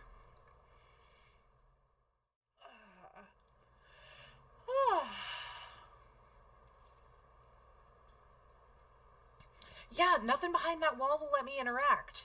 It's so weird. I'll be honest, I'm gonna look it up.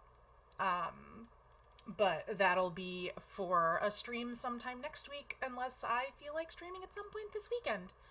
For now, let me see who is online so I can get us over.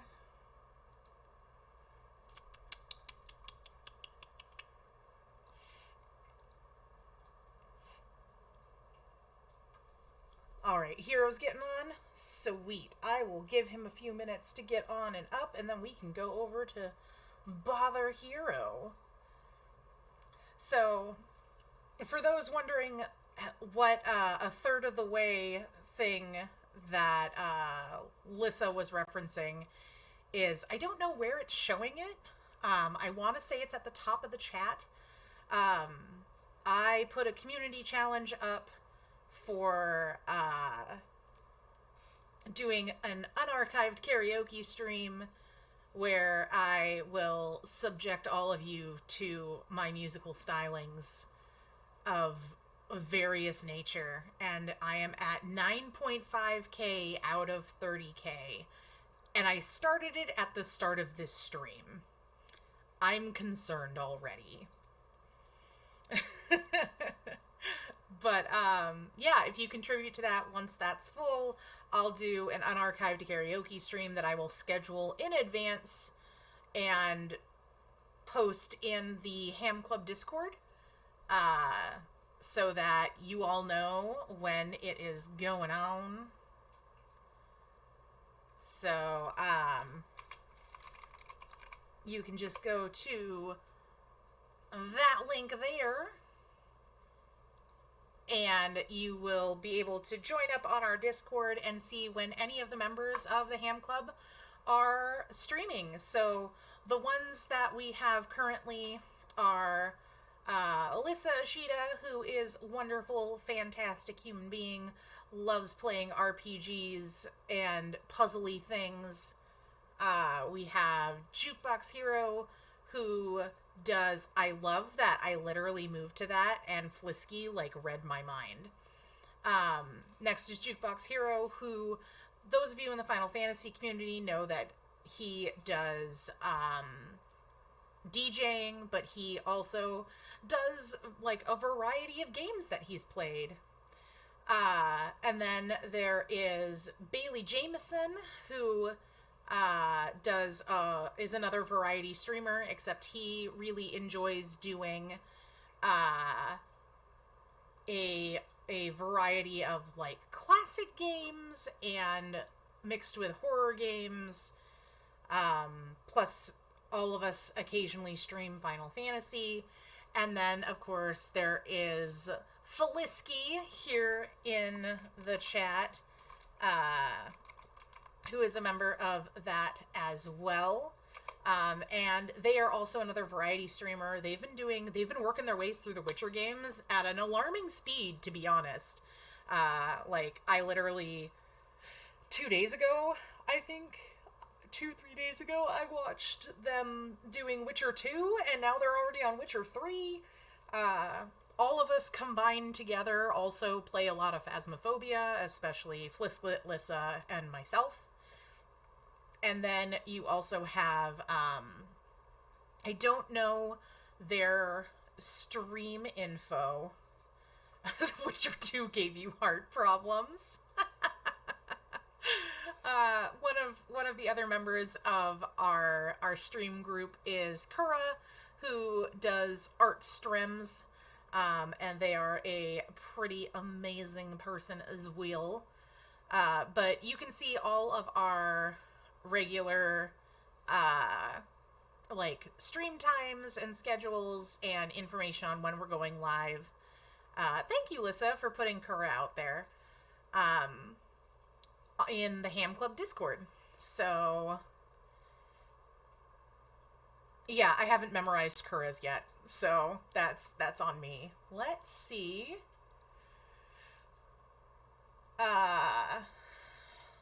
If Hero is live. Heck yeah, it looks like Hero is playing some Guild Wars 2 right now. So, let's go over, give him a good raid, give him some views and some love.